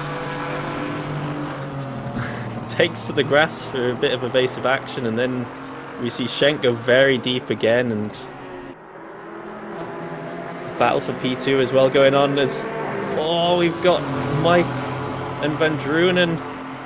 It's a tough place to go for a move, but he somehow made it stick. However, Mike's saying not yet. I'm pushing it around the outside. They might still have to be going side by side into the next corner. No, Mike can't quite get back to him. That's a good move there by Van Drunen, and he's obviously taking advantage of the battle at the top there, and he just managed to just sneak up the inside and pushed Abranauser wide, which has allowed him just to get him on the marbles and allow him to just maybe just edge himself up to the inside of the corner and to the corner at Abbey. All the while though, Mullet now pushing, he's flying off in the lead. He's got almost an 18-second lead here now. Yeah, he's done a 2:02.0 in the last lap with Van Drunen and Abranauser battling away at 2:01.5, so nearly 17 seconds in the lead. So yeah, he's almost got a tyre stop in his pocket. It's pretty solid from him to think he was not too far ahead of those guys about 10 laps ago. Yeah, I'm just watching the P89, Al Babalo. Apologies if I put the name wrong there, but yeah, his first lap out of the pits at 2:0.6. So he's certainly got. Yeah, now he's got new tyres on. He's not getting too held up by some of the other cars. Then could be good for getting back into P2 with his new tyres on. He's currently trying to make it past the Audi here. Oh, they've got a little bit too close. Maybe he just thought he'd cleared him already at that point, or the Audi would give way. Fortunately, both cars continue facing in the right direction. Maybe just a little bit too aggressive from him there, as we go to the battle now between Menzies and Schellekens. These guys in 9th and 10th respectively, also having to make their way through the battle of the GT4s. It looks like Schellekens had to lift, whereas Menzies just kept his foot in, and just like that, the move is done. Yeah, the battle for P2 on track at the moment. Yeah, we've got maybe 5 cars here in within 4 seconds of each other. So it's as we predicted earlier on, it's still there, and there's only 20 seconds roughly between the P2 to P8. So it's certainly got potential for when the new drivers come in. For maybe one of the drivers is maybe a little bit slower or faster. You could have a big old change around the race here. Yeah, we might. I don't think we'll start seeing pits yet unless strategy dictates it, like we saw with the BMW. But we've still got an hour and a half to go. I'd presume maybe another 15 minutes, then we'll see the first drivers jumping in. But it's hard to know. Yeah, it's possible. Obviously, depends on how the tyres are feeling, and what their overall strategy is. They're going to want to run a little bit lighter. Stop, wouldn't it? Yeah, I think. Yeah, because the BMW now forced themselves into a 2-stop due to stint timers, which I presume is a thing. I don't know. Are stint timers a thing in this? I'm not sure. I don't think they are. We got maximum driving time of 6,600 seconds. So no, there is no stint timer. Okay, so in that case, yeah, they won't need to. They could still just do the one stop, but I don't know if they'd want to with the state of their tyres after that first 45 minutes. Yeah, I think it's going to be a struggle. Yeah, the fuel usage around this track is quite high, so the full throttle. So I'll be very surprised if they manage to do a one stop in unless they turn their engines down, which generally is a bit slow. Yeah, it's. I think just well, it depends how far you turn it down, but you really need to go into like Mach 4 or 5, don't you? Unless the Porsche switch is inverted, to actually gain fuel back, and then that does cost you about 3 seconds a lap or so. As we now switch to Melito, looking to go around the outside of Van Horn. Van Horn being in a lot of battles today so far, constantly looking ahead and behind him. Looks to have a bit of space behind right now, as I don't know if that's Party's making a move on Slapek just behind. I think he might have been able to have made the move there. But yeah, Van Horn having a Ferrari, a lovely Ferrari, lovely looking Ferrari, all in his mirrors right now. Yeah, he was sort of biding his time there, wasn't he? A little bit earlier on in the race, about 20 minutes ago. But the Ferrari does seem to have the pace now on the McLaren, which is a bit unusual around this track. McLaren's always seem to be done very well. But in terms of what we were saying about one stops, we've also got, I think, a couple of Bentleys in the field here, and I would expect if they can keep their tyres in good health, they could potentially do a one stop. Because it's obviously got a very big fuel tank, the Bentley. Yeah, it's. I think normally you can make the. I think the majority of cars can do about a minute, an hour 15, an hour 20, which should just about cover 2 full tanks of fuel with a one stop. But then that depends on how much you like flooring it out of corners, because people in the same car, if you have a different driving style, can have a 0.2 difference in fuel consumption. I think that's probably a little bit more on the extreme side, but I know I've had like a 0.1 difference to one of my teammates when we do endurance racing in the Lamborghini, and that can give you easily another 10 minutes of track time with the same tank of fuel. Yeah, and obviously, people, the way they change gears, if you just change down or up at different points, then obviously that all affects fuel economy. In fact, the air temperature as well affects it a little bit on this sim. So you've got to be mindful of that as it would do in real life. Obviously, the engines work better when it's cooler. That's something to be mindful of. Obviously, the track temperature tonight is 31 degrees at the moment. So the tyres will be nice and warm, I'm sure. We just moved back here to the battle for P2. Mike and Van Drunen going at it once again. These guys have been on and off throughout the race so far. And we did see Van Drunen make the move earlier. I thought he was just going to run away with it, but it seems rather that Mike has managed to get right back on his tail, as they both ran a little bit wide there. But looks like the Audi might have got in the way there, Patrick, maybe. So looks like he might have just held up Van Drunen a little bit. And it does seem like Pinchbeck slowly catching up to that group and pulling Kroll and Valenduc along with him. So we could suddenly have a 5-way battle for second here. And car 89 again. He's putting in a 2-minute 0.2 in P15. So again, he's putting in lap times. He's certainly quicker than the guys and girls in P1. Sorry, 2 to 6. So when they come into the pits, you'll be interested to see where he comes out. Just going back to this GT4 battle, it seems like we missed the move of De Kaiser on Hutman, as De Kaiser's now got a second lead on these two, as we're looking at the battle now for second between Hutman and Schenk. These guys, I think all of them have been in the race lead at some point now. They've been in every single position in this top 3 spot. So been great back and forth between these three. I'm sure they'd be loving it at the minute. But yeah, Schenk just stuck at the back of this trio for now.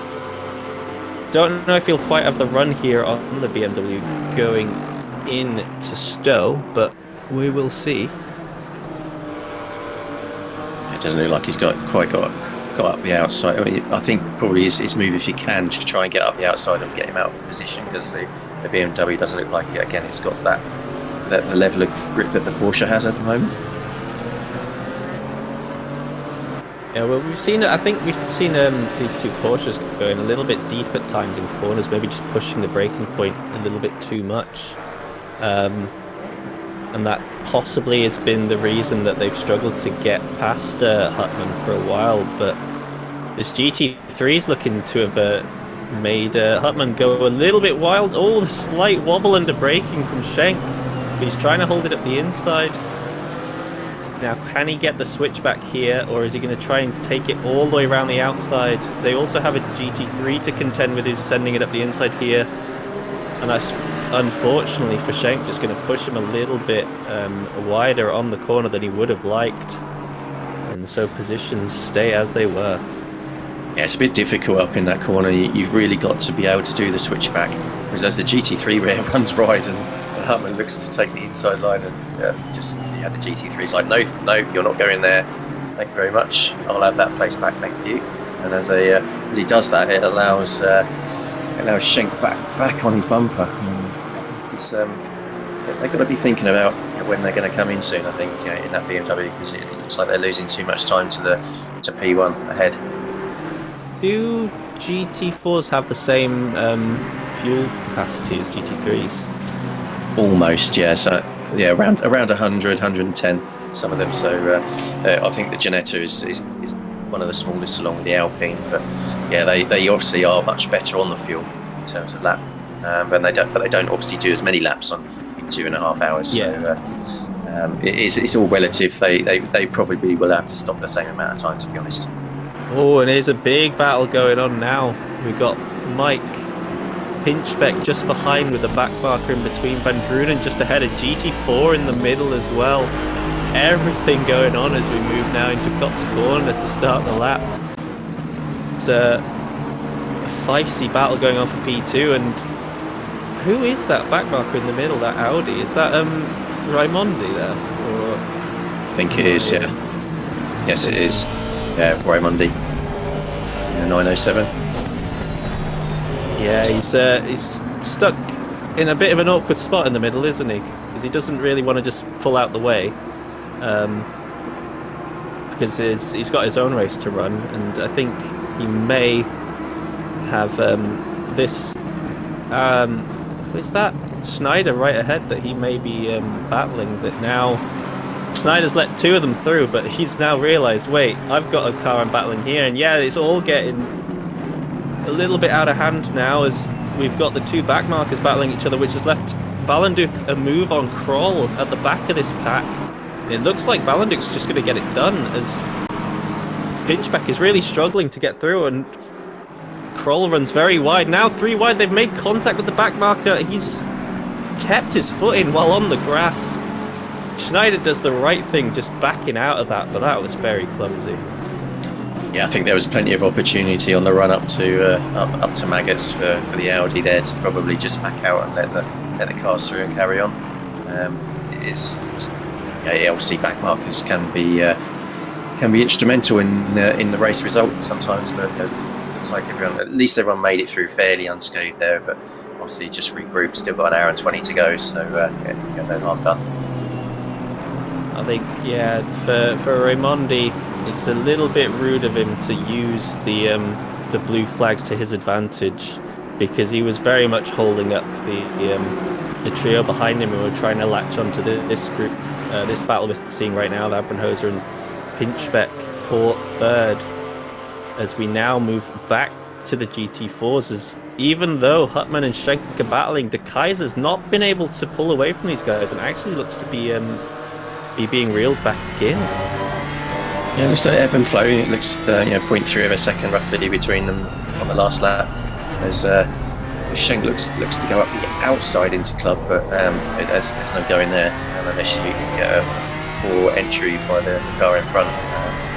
Just trying to get into the slipstream, but again, nothing doing up into Abbey by the looks of things there.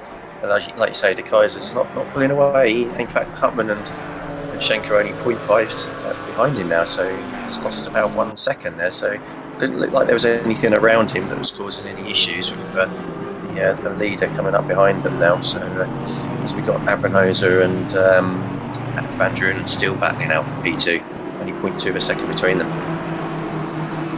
I think a few of them are really finding it tough to make an overtake here without the car in front actually making a mistake.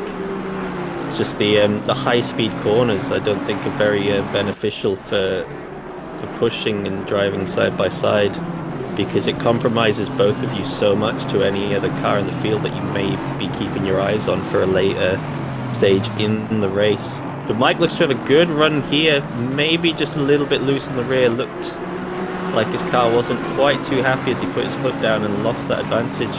They've got a GT4, Mike using it for a little bit of a tow, and that's very well defended from Van Drunen. As soon as he got past the GT4, he moved out the way to cut the tow that Mike was getting. Very well driven, and now this Audi is getting a little bit too close for comfort. He clearly has the speed to keep up with these guys, but being a lap down, it's can't be trying to get involved here and unlap himself when these two are fighting so hard. Yeah, you just got to calm it down. You know your place on the track. You can't be fighting with the unless you've got a lot of speed and you can get past and pull away. But in reality, he's there for a reason. Maybe for an incident or other things. But it certainly looks like they're able to pull away, even though they're battling. So just got to be mindful. Stay away from them when they're going into the next turns. You don't want to get involved in a battle for the podium, that's for sure. Yeah, it is compromising their lap times at the minute. They're now down in the 2-minute 2s compared to everyone else around them. Mullard with a mid 2:01 on the last lap, and Pinchbeck behind actually with a 2:01 dead, so he's once again catching up if possible. But now actually just behind, you can see there Pinchbeck, Valenduc and Kroll still right on top of each other, and that now is causing a big battle to develop, which is allowing Abranoza and Van Drunen just to keep that bit of a gap that they've got in that front group. Yeah, it's not. GT4s there closing up again at the front. We've got De Keyser, Hutman, Schenk all within 1.5 seconds. So yeah, it's really hotting up, and we're going to be coming up to the pit stop phase very soon.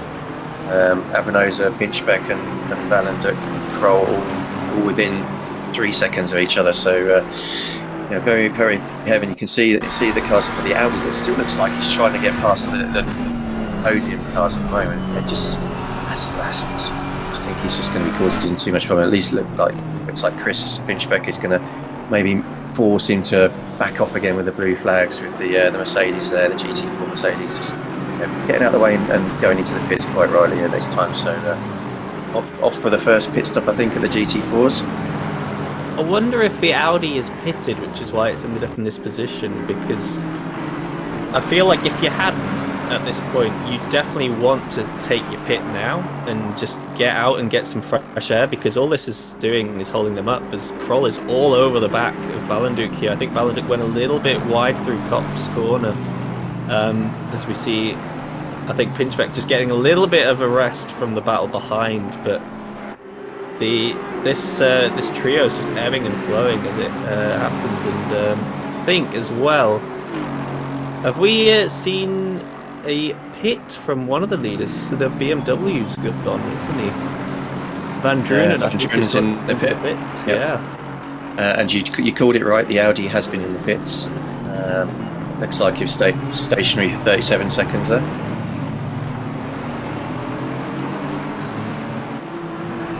Yeah, he's been out for. Yeah, he's definitely been out. Down for six positions when he went in 7 laps ago. So he's obviously the podium sitters there have obviously caught him up, so he's not quite got the pace there, but obviously he's slightly out of position because he has pitted, but that's one of the downsides of pitting early, isn't it? That's the 89 BMW from P3. He's finding out. He's now P11, waiting for the other cars ahead to actually go into the pits. 12 seconds. He's got the gap to Nelson Abrinosa, so he's got some clean air to put in the lap times, because the cars up in front of him are, apart from Mullard, are all travelling a lot slower than him. So looks like he's potentially got the P2 maybe in the bag to when the pit stop phase is over. Yeah, I think as we see actually now, Pinchbeck and Kroll both coming into the pits. Now's the time that I think a few of them are thinking maybe a slight undercut. We've seen Van Drunen went in and has now switched out with De Swart, who's in 14th.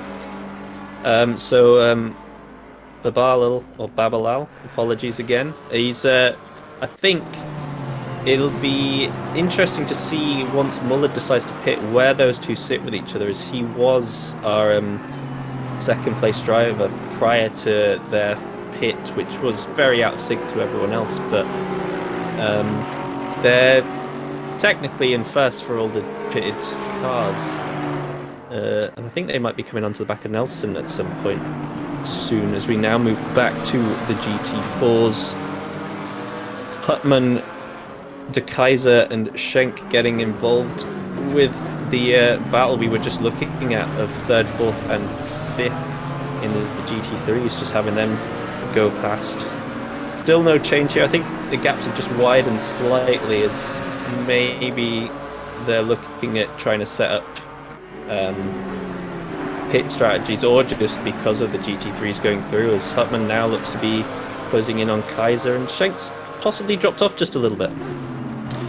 Just sitting there, Babalao is now up into P8. He's jumped ahead of Van Drunen, ahead of Chris Pinchbeck and Steve Parker. So obviously they've put in those times, but they're already on. Just looking at stint time so far, 24 minutes into their stint. So they're definitely going to be making another stop, I think, on that. And unless they can run really deep, and maybe he's better on his tyres. But the top three here in the GT4s, as you can see on the screen, it's really tight. Right, what is that? Porsche runs wide and maybe stays out the way. Yeah, well done there. He really stayed out the way. Could have just launched himself across the track and got involved there. Good driving from the back marker. Looked a little bit close for comfort though. Not really what Huttman wants to see in that situation, as Kaiser has just gone into the pits from the lead.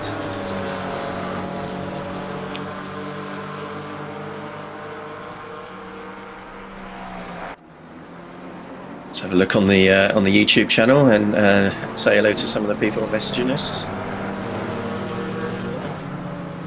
We've got a lovely poll going there. So, do we think Patrick should come back for more commentary? Oh, that's an interesting one. I'm getting picked on, am I?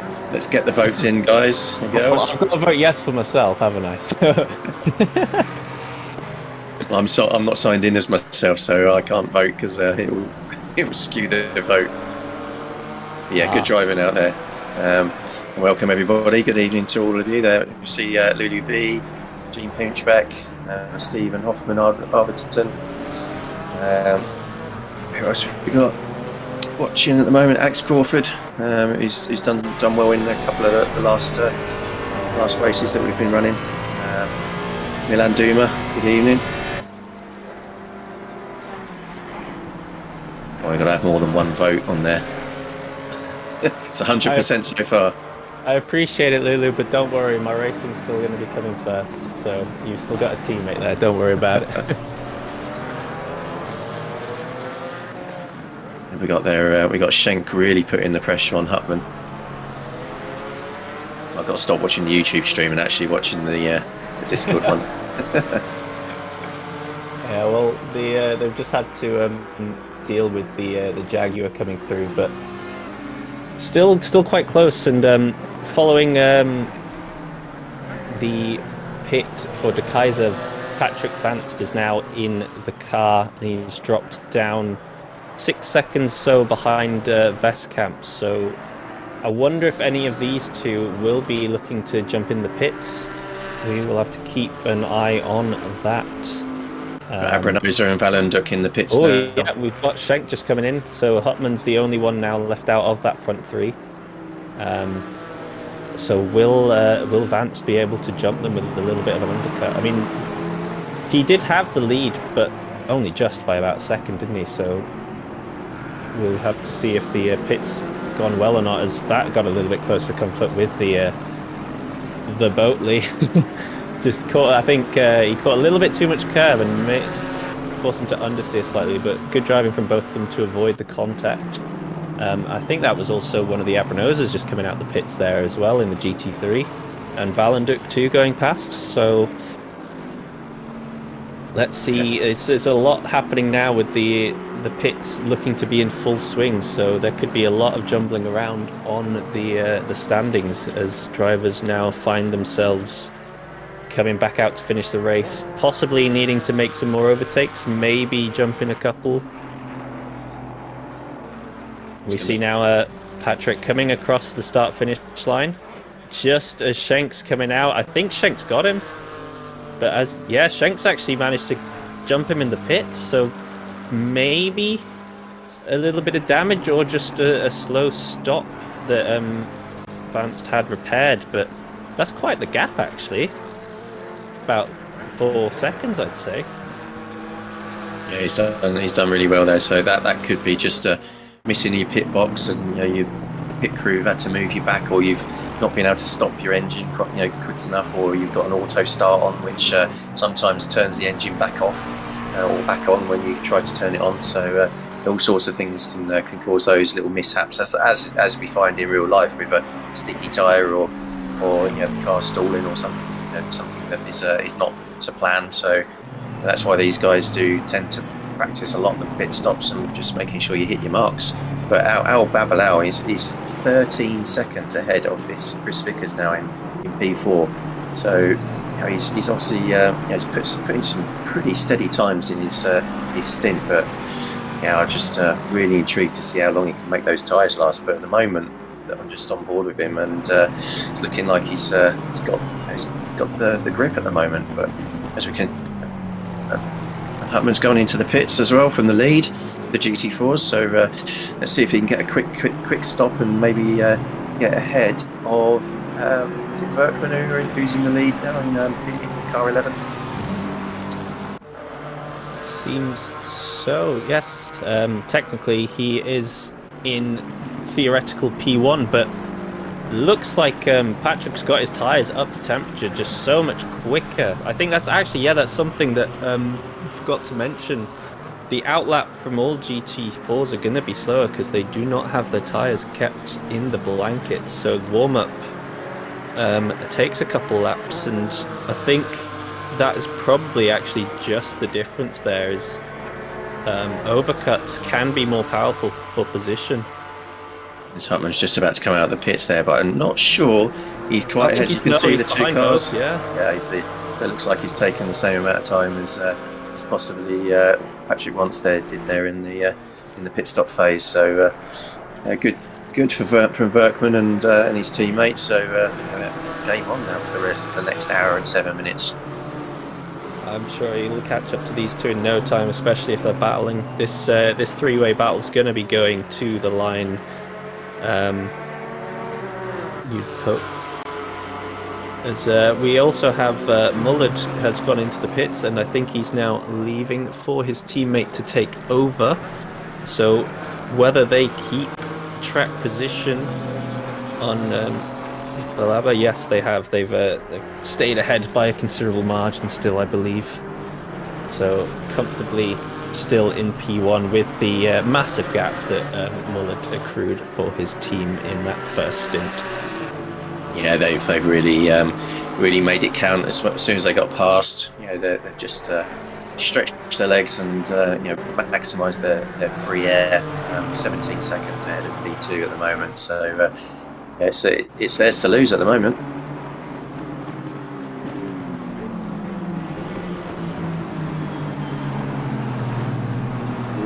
Parker here now is taken up from Pinchbeck. Seems to have had a little bit of an issue. I think he's just come back from a slight off. Now dropped. He was obviously battling with Swart and Kroll, but this appears to now be, well, prior to the pits that was, his teammate was battling up there. Now seems to have dropped off slightly down into P9. It looks like Steve Parker's got a problem with his HUD. He hasn't got any HUD or info, which is going to cause him a problem.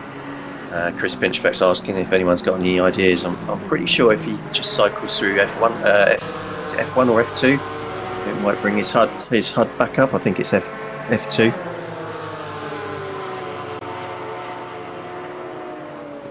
That should bring his HUD back up, hopefully. And because obviously, if he hasn't got his HUD, he might struggle in a pit stop to try and switch drivers. Just while we still are keeping an eye on this GT4 battle, De Groot seems to be struggling to keep up the pace of the two Porsches here. As Werkman still holding out ahead of Patrick Advanced. And De Groot now about 4 seconds down, and just the gap seems to be growing. Yeah, maybe he's had a bit of an issue. He looks to have dropped way off now. Yeah, and he's 3.5 seconds slower than Patrick wants there on the last lap. Obviously, he's not, when he comes around to the next time in town, or he's come together with the GT3. These two are obviously up ahead of him, so they're looking just to drop the BMW for the rest of the race, which at the moment 4.5 seconds, which they are doing. So Porsche 1-2 is a prediction for so far, but you know, maybe kind of there's a McLaren off on the. Is that Stowe? It's like he's just gone in too hot and maybe lost the rear end on the curb. Might be able to get a replay button. Oh, there was contact actually. So yeah, contact there forces Medema round. Not sure who that was with, but might be able to get a replay on that one to let you guys know, as we're keeping up with this GT4 battle, because it's just not ebbing up at all.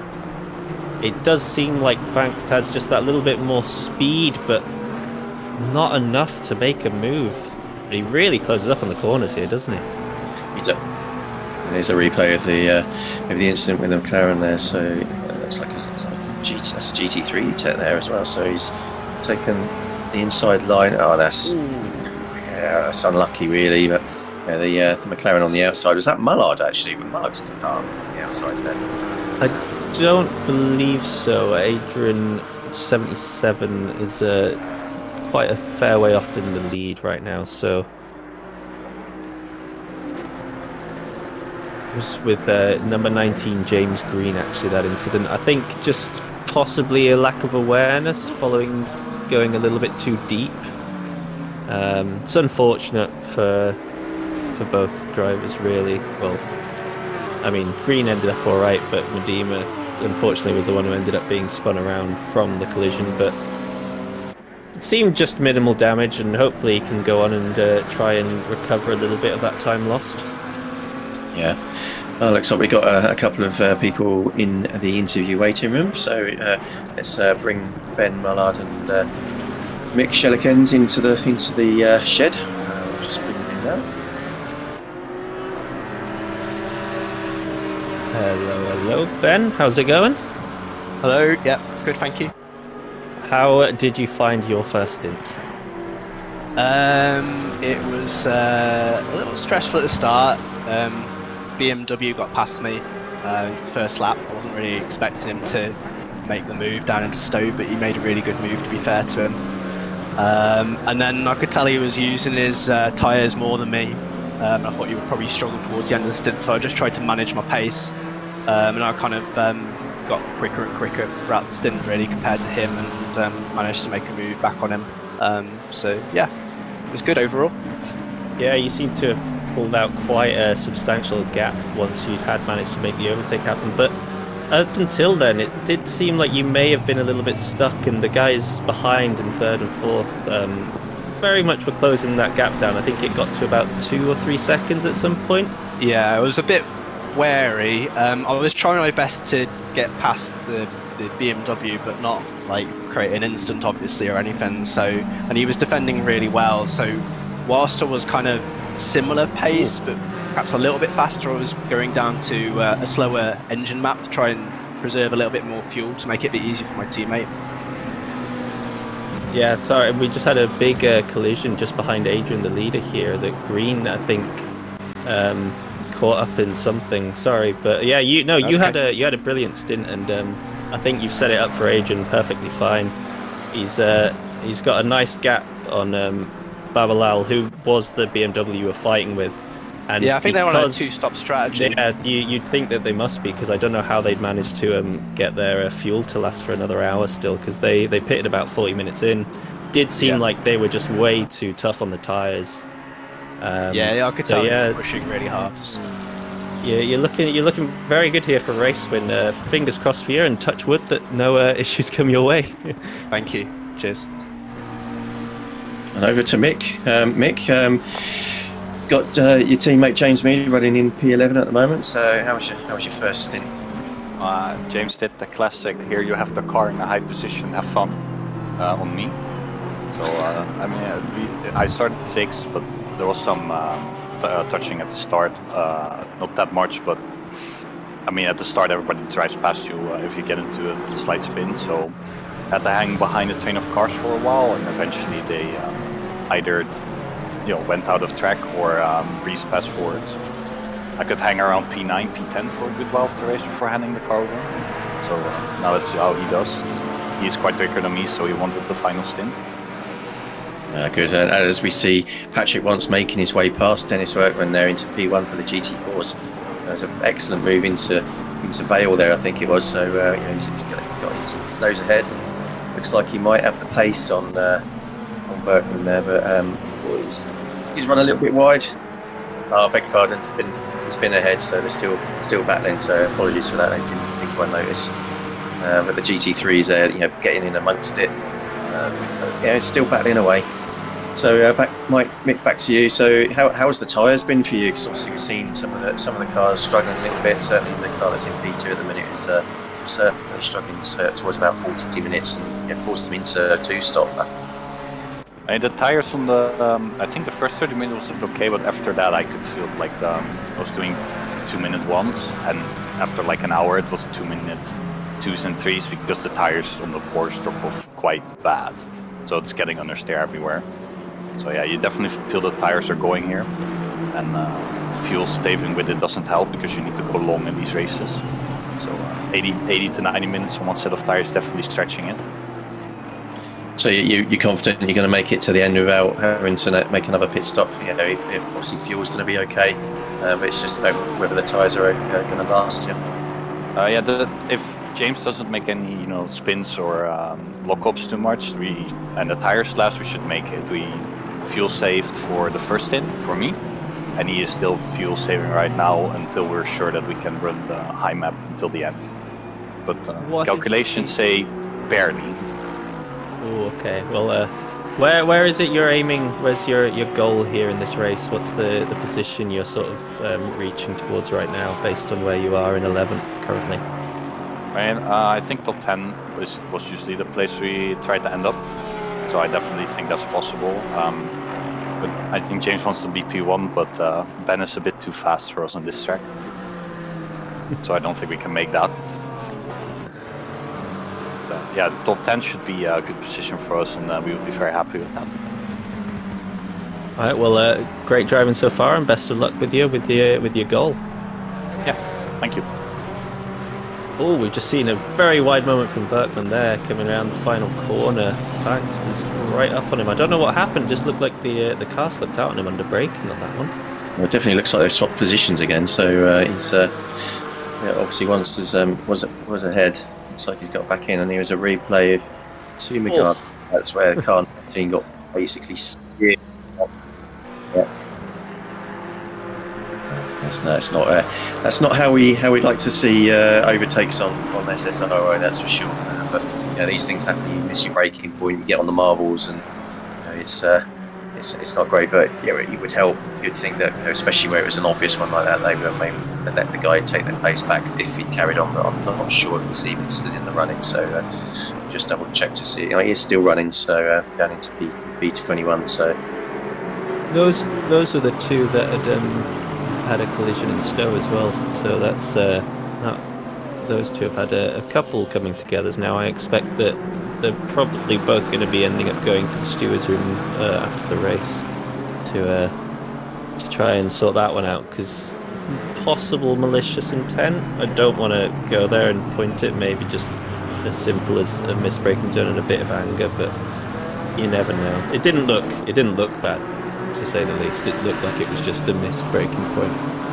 It looks like Green's gone off again by the looks of things. He's 19 off at the end of Maggots and Beckett's. Not having a good stint for him, is he? No, he's not.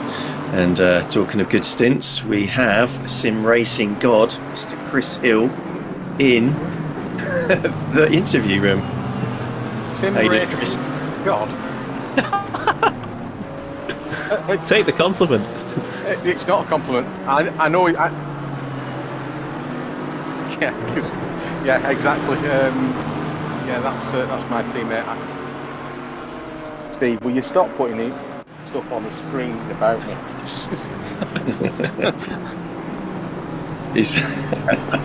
He's no longer the Jedi. He's just he's been demoted to an Ewok. Yeah. So Simon's now in the car. Obviously, going to make up loads of positions that I couldn't. So good luck to him. But I've lasted a lot longer than I did the last race, which has probably already been mentioned somewhere along the line. He hasn't at all, actually. Because you actually can't take a shortcut on Silverstone, I don't think, like you did. You tried Misano. Oh dear. Yeah, but it was a reasonably good stint. The GT4s have been quite respectful. Got caught up a few times at the wrong spot into Maggots and Beckett's. Trying to get past them, and there's no way of getting past them unless you're a driving god, and I'm not. We've already established several times. But how's the race gone in so far for everybody else? It's been very good. Really good.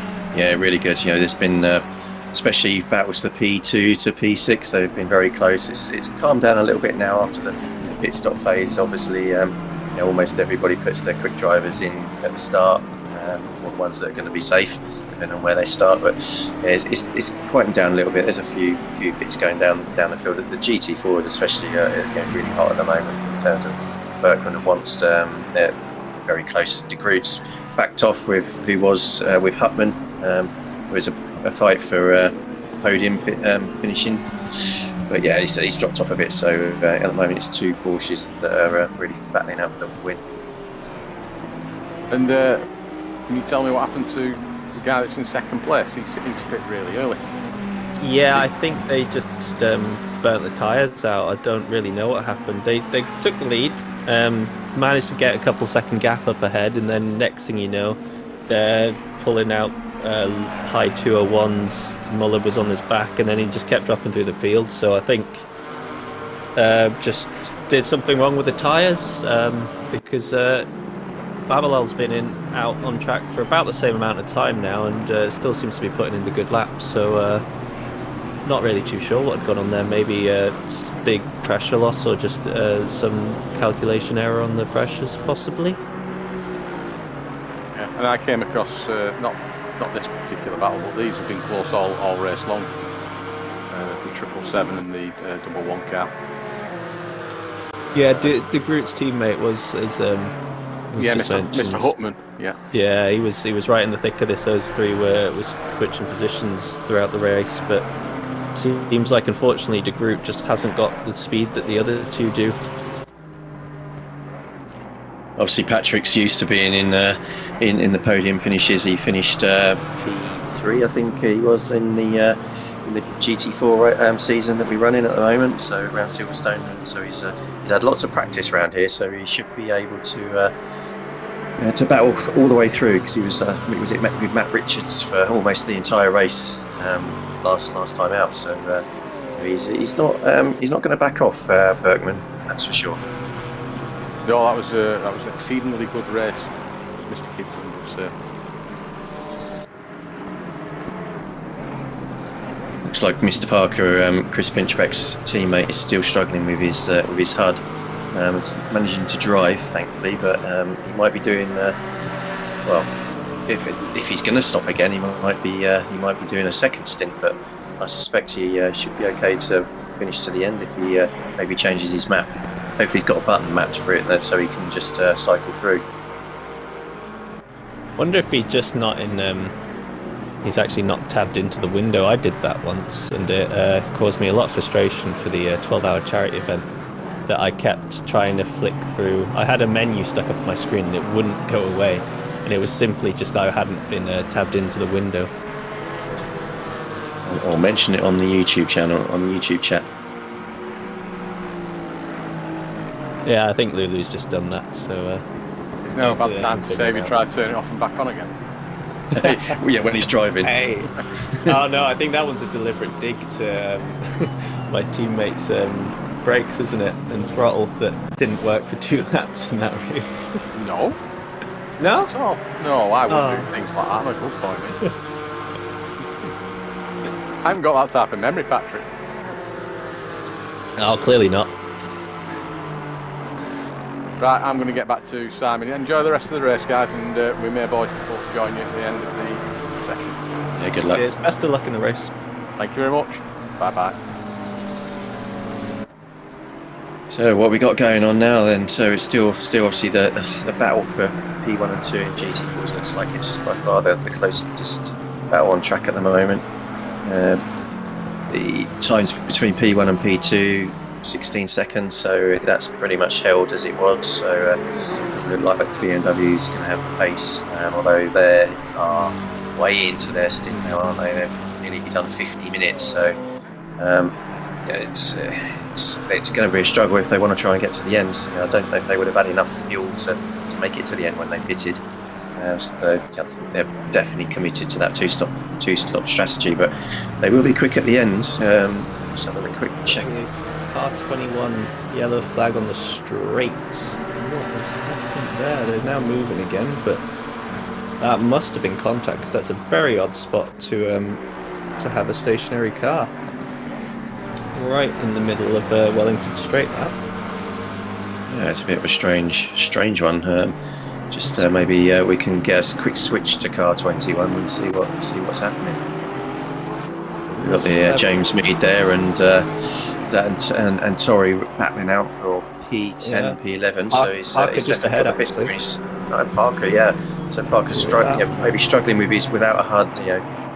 Whoa! Tori just running wide there. Has allowed James Mead to almost get up. He's going to send it, and that's the move done, isn't it? Oh no, it's not moved. Yeah, well done. Look at that. Back up the inside. Tori, inside line. He's going to get the switch back. I don't think he's got the straight line drag, but he's going for it on the inside. He gets squeezed to the inside corner, but unfortunately for James, just hasn't got that straight line speed in the Porsche. But as soon as he gets the draft, he looks to try and make another move, as they also circumnavigate past the GT4s. There's another one just ahead as they're now going side by side. This might get a little bit hairy. James goes up the inside, but then there's a GT4 right in his way. Oh no, they've made contact and they've hit the GT4. Are they all going to be able to keep going in the straight line? Somehow, yes. All the cars managed to make it through. But Parker loses the position. I'm not quite too sure what happened there. It just looked like too many cars on wanting the same bit of track. But thankfully, all of them able to continue on with just a minor bump here and there. That was a scary moment for all the cars involved. Yeah, I think that was actually Tori that lost out. It looks like Parker was actually going to get swamped by the Porsche and the Aston, but because they come together, that allowed him to just get a little bit of breathing space. Still in P9, so they'll regroup, get back at it with Tori still obviously very close to James Mead there. So let's see if James has got the pace. As his teammates spoke about, him just saving a bit of fuel to see if they can then run the quali map towards the back end of the race to see if they can get a bit of extra pace out of the car. But they must be targeting probably P9 because there's another 22 seconds ahead for P8 from Steve Parker there. So that's going to be a tall order if they do get past Parker quickly. Yeah, it's. I mean, you never know. There's always the chance of unfortunate incidents happen, especially when it's multi-class, because you've always got a bit of traffic that you'll be coming up to deal with. But yeah, it seems like on first glance, I mean, the aim that Mick said, wasn't it, that they wanted a top 10, so if they can get 9th, then I think that's job done on their half. And it looks like James is actually right on the back of him already. Will he go for the move? Looks like he's going for it. I think he's got the inside. I'm not sure Parker's put up much of a defence. No, he's just left the door open. James Mead says, thank you very much, I'll have that. And a much cleaner overtake the next lap round compared to what had happened previously. Yeah, and look, Steve Parker, he started sim racing with SSRI less than a year ago, so to be able to mix it up with some of these guys and girls is a testament to how well he's driven. Oh no! Wow, that was close, but obviously it looks like he's just going to try and hold position there. He may capitulate at Stowe. Looks like he's gone a bit tight in comparison, so I suspect he'll be losing that position at the top of the straight here. But yeah, he's done really well, and obviously a lot of the guys, the girls have helped him out. And it's good, if you're interested in doing a bit of sim racing. We do all sorts of different types of sims within SSRI. We've got AC, ACC, a bit of Race Room, Richard Burns Rally, and new to the stable is the iRacing stuff with the TCR Championships, which is proving very popular. So do come and join our Discord. The link will be in the information below in the stream. So and come and say hello, and there'll be people around to help you out. I've got to say, there's definitely plenty of opportunities. I only joined 3 months ago, and here I am now already on the commentator's seat. Also driving in both the endurance events and the sprint series for ACC. So yeah, plenty of opportunities available if you want to get into more than just the racing side of things. Yeah, we operate on a voluntary basis as an admin team and the commentary and broadcast people. So it's all people are welcome to come and have a go in terms of being on the commentary team, and it's good fun once you sit back and watch other people race rather than having the stress of being behind the wheel sometimes. We've just had a big moment between Parker and Tori just behind this. I think Tori went for the move. Parker maybe not expecting quite a late dive bomb, and it seems both of them ended up going quite slowly out of Brooklands, so I don't know if we might be able to get that one wheeled up, as that happened just as they were closing in on the GT4 battle, which we have on your screens right now, which is once again very, very close together between Patrick Vance and De Groot. There's Verkman still yet to pit, just currently still holding P1 in this. I don't know quite how far ahead he is of the other guys, and how far he's able to extend this stint of theirs. Just have a look. I think actually Verkman has pitted. I'm just going to check on the pit count. Yeah, he's pitted. So Verkman is de facto P1. He's up 6 places from his start position. We've advanced up 1 position. Just behind him, with De Groot up 1 position in P3 on the GT4. So yeah, he's jumped these guys by a considerable margin then. No, I think I can't. Was it Schenk who was in the car before him, and he jumped him in the pit stop there. I've been silly. Sorry, never mind. I've got the names wrong. My bad. Yeah, don't worry. So Adrian, he's obviously looks like he's extending the lead up in the GT3 class, now 17.8 seconds ahead of the BMW V2, who's obviously going to be looking to actually pit again.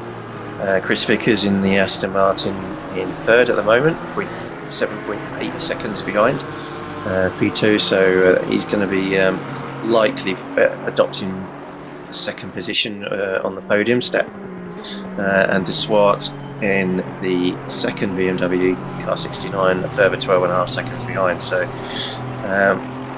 Al Babalao, I think they're going to be struggling to maintain probably top 10 really with an extra pit stop, I think. Yeah, their speed is very similar to the first and third.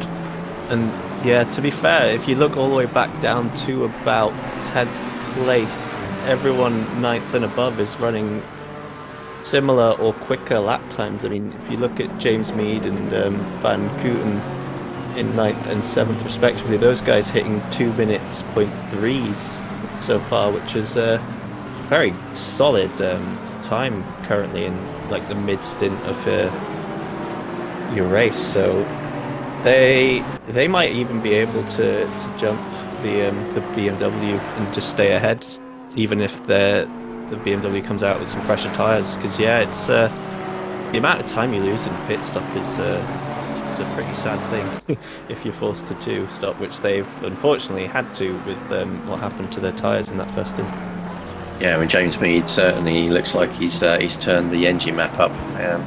He's currently the quickest guy on the track, so it's he's certainly trying to catch P8, but it's now 20 seconds behind, so it's taken 2 seconds out of P8 in the last 3 or 4 minutes. So you know, that might be an interesting to watch later on in the race, to see if he can just maybe pick P8 maybe the last two or three laps of the race. So we're just looking at Adrian now. He's keeping that gap about 17 seconds or so in the lead. He's looking comfortable out there. I don't want to curse him. I think throughout my casting career with Rocket League and stuff, I have been one of the worst people to giving out commentators' curses. So I'll try and hopefully not do this to these guys here. But yeah, it's not looking great for that BMW. I don't think that top step is going to be theirs this evening. And at the minute, what's the gap if we're looking down? Is it about 25 seconds to 5th? They might be able to sneak out in about 7th place or so if the well, it depends what they plan on doing, because the tyres is still looking pretty solid, so maybe it's just a little splash and dash for fuel that they might be able to get away with.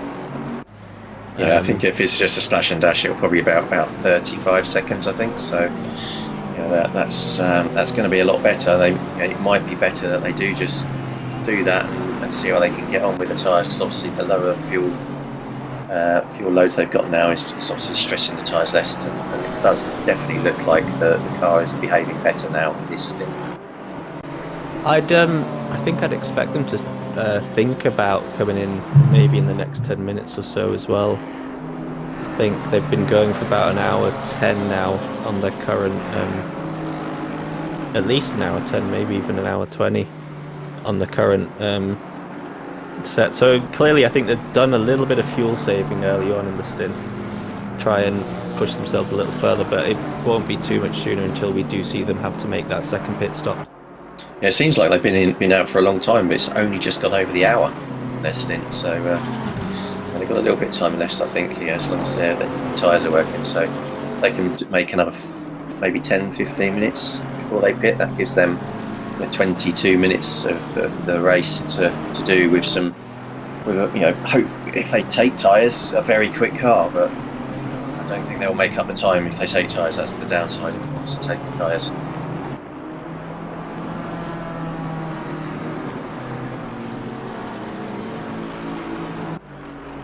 He is doing a much better job on his tyres, as Mr. Proudly in area is saying. He's done a good hour and 10, well, good hour on those sets. They're looking much better on the rear, especially because that was looking like it was where the previous driver was struggling.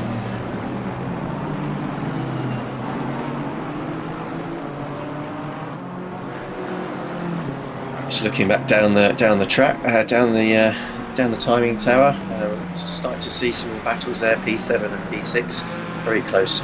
We've got John Benton and Fredrickson, obviously, and GT3 a second away, and yeah, he's made up for some positions there in the Jag. I think he's running P19, 20 earlier when we were on with them earlier, so really starting to make some headway. And as you can see, the straight line speed of that Jaguar is immense. Just literally can't go around the corners. That's the downside, the big downside of it. Yeah, they've every time we've spotted the Jag, they've seemed to have been in a positive battle, at least moving forwards. I don't think we've actually seen them dropping backwards too much. So they've had a very, very solid race so far. And overall, I'm rather surprised. We've only seen one drive-through as well, as far as I'm aware, for track limits. So people doing very well at keeping it within bounds and you know, not penalising themselves for just running a little bit too wide and just pushing that little bit too hard. So it's been very good driving. And again, with incidents, I think there were a few issues early on with especially when the GT3s caught the GT4s that first time round. But since then, the standard of driving overall has been very, very good. Yeah, it has, for sure. And obviously, through the years where ACC's been developed, as you see the Aston just leaving the track there at Chapel, but it's managed to stay ahead of P7. But it looks like he might have the run and get out up the inside into Stoke. He's going to try and stay on the outside. Looks like he's got the move done, easily. So they obviously. Going on the grass there made him slow down too much. Maybe lifted off just to make sure it was steady rather than hitting the wall. But yeah, I think the cars obviously through this period of the races, especially as they're starting to wear their tyres out, it's getting a little bit cooler now. Drops a couple of degrees. Time's getting later in the day. Sunset around in Silverstone is probably around 9 o'clock, so we shouldn't be worrying about too much about the light levels for the last 34 minutes of the race. No cloud in the sky by the looks of the weather, so it's definitely going to be an interesting last 34 minutes. As you can see, the Jaguar again sort of steaming up to the back of the McLaren on the old start-finish straight, and we got Patrick once there in the Porsche. I know he's got past him. They've just taken advantage there of the they're going around the getting in the way. That's not looking good. Oh my god. Yeah, that was always going to end in tears. I think it's just a little bit too eager from Fredriksson once he'd realised he'd been held up. You can't be going 3 wide out of Chapel, can you? Not a full chance, actually. Yeah, he's run. When you run that wide as well, you're out on the marbles, and you just literally cannot get around Chapel properly. Depends on, if he's only got maybe one or two track cuts, he would have been better off cutting the corner. We must have missed something with Patrick Banks here, because we just had the incident there, but there must have been an issue beforehand, as we now just look at the replay of what happened from a top-down view to give you a clearer angle. Yeah, so both cars indirectly being held up by the GT4, and then just a little bit too eager. Thought maybe he'd cleared him when he hadn't quite, and it's just a little bit clumsy. I think just realising that the track position was there to be lost. I think if we could see the pit wall now, they'd have their hands around their heads in their hand. Just seen disqualification for Vesta, number 90. What's happened there? Either that, or he's either had to drive through, not taking it, or stop go, or he's gone over stint time, driving time, perhaps.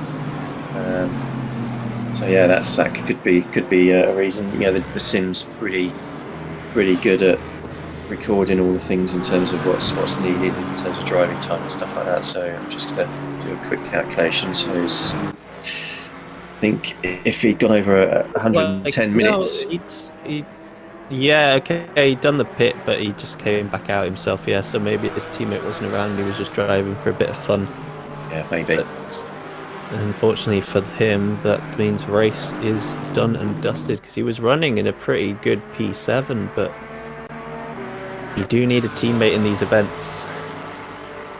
You do, yeah. I wonder what's happened to once. Is he, like you say, he's lost 15 seconds roughly, I think. Obviously, come together with the GT3s, but even before that, he's now 11.3 seconds behind. But before that, he was quite far behind. He was on the track on his own, wasn't he?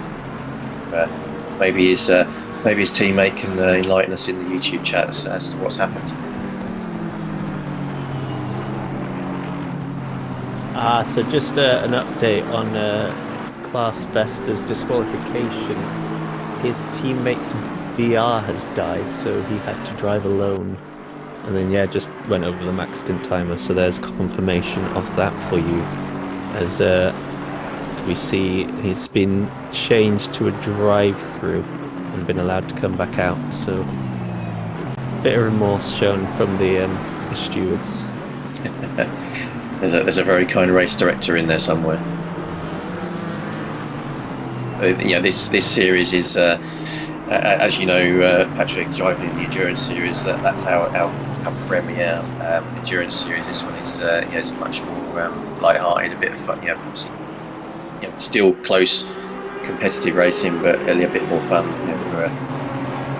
for a Friday night once a month. So if anyone is interested in getting involved, you can sign up to the event via our Discord channel and SGP, which is simracing.gp, where the events run. So please do join us. 31 cars still on track at the moment, so you have a good turnout every month. Normally the last Friday of every month, unless we've got something else in terms of having endurance races. So people are more than welcome.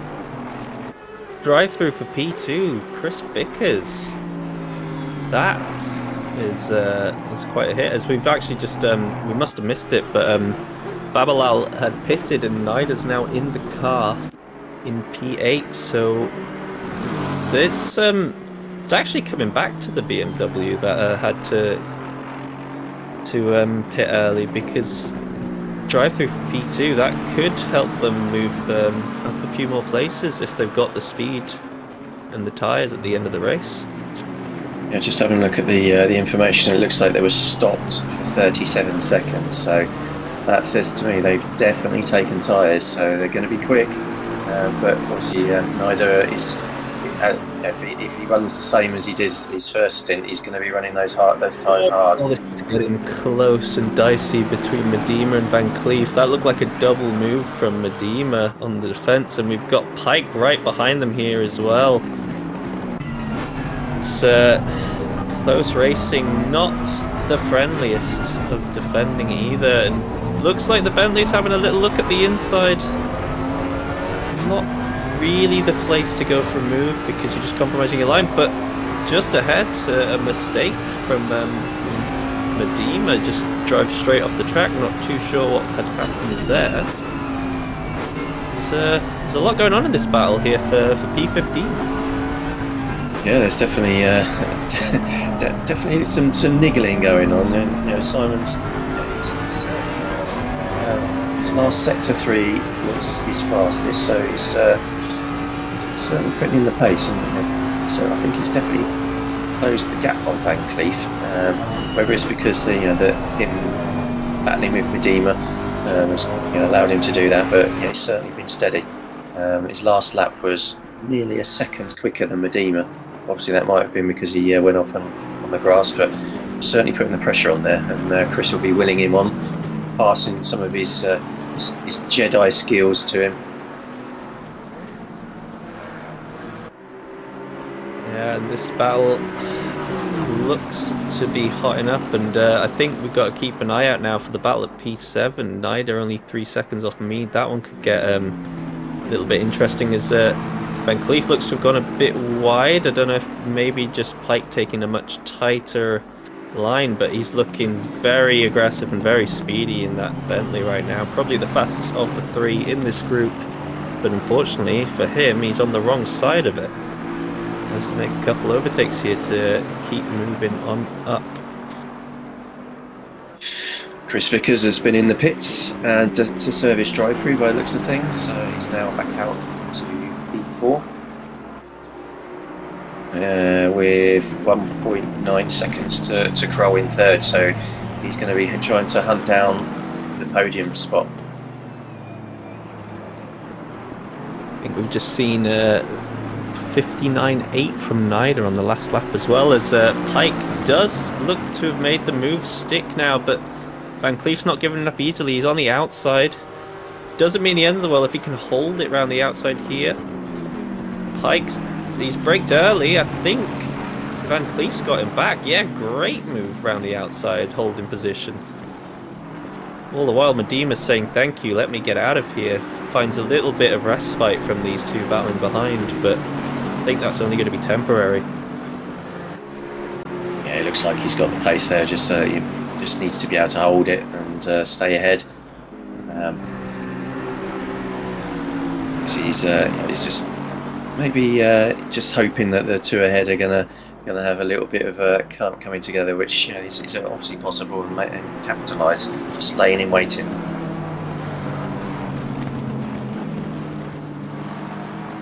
Seen Yanis in chat. Do you know how to pronounce his name? Are we incorrectly saying it? As he's coming under pressure right now from Van Cleef. I think he's going so defensive up the inside. But we've just seen how good Van Cleef is around the outside. He's going to look to do it again. They get so close together, but if he can just hold it, no, he gets a little bit squeezed. Can he hold the inside line here? Oh no, there's collision, and there is a big hit between the two, but oh, and they're going to collide again. Yeah. It was a great initial catch from Medema, but Van Cleef didn't realise that he's going to be trying to come back on track there. Probably not the best place to rejoin once you do end up in that position. And Pike says, thank you very much, I will take that, as he gets handed 2 free positions. As we now move on to that battle between Nida and Mead that I was on about. It looks like they're side by side. Little bit of contact here as Nida's trying to go around the outside. But Mead just about holds it, has the better apex speed in the Porsche that goes very defensive. That's a bit of moving under braking, and another collision. Once again, that's 2 collisions in 2 laps at Vale. Yeah, it looked like he did move under braking there, didn't he? Yeah, I think just a little bit too aggressive. Probably the outcome that's expected once you go that heavily defensive. But it's yeah, now James Mead looking to possibly try and pull that one back, but I think the gap's already a moderate size and probably only going to get larger as we see him continue. We see Nida continue trying to push us. His last lap was a 58.7. He is flying on the track right now. He's 13.5 seconds behind Lenson in P6, so he's got to fly because he's only got 23 minutes left to get into the top 6. So it's going to be interesting as we see on track here. This is a battle for the final podium step in the GT4s with Vargas and De Groot battling out. Very close racing here. Just looking like he's trying to get the run up into Cops, but doesn't. It looks like on the right hand side there is the final podium spot in the GT3s as well. So it's all happening at the end of the race here, and the GT4s have just got the GT3 just making a little bit of the delay of the battle, but there's still 22 minutes to go. The rest of the race with just trying to see who that is is that Kroll and Swart? Sorry, Vickers and Kroll. So that's Vickers who's come back, isn't it? Yeah. So and Vickers I don't believe Van Kooten is too far behind this group either. So if these two do catch up and start battling, it could be a 3-way battle for this 3rd place.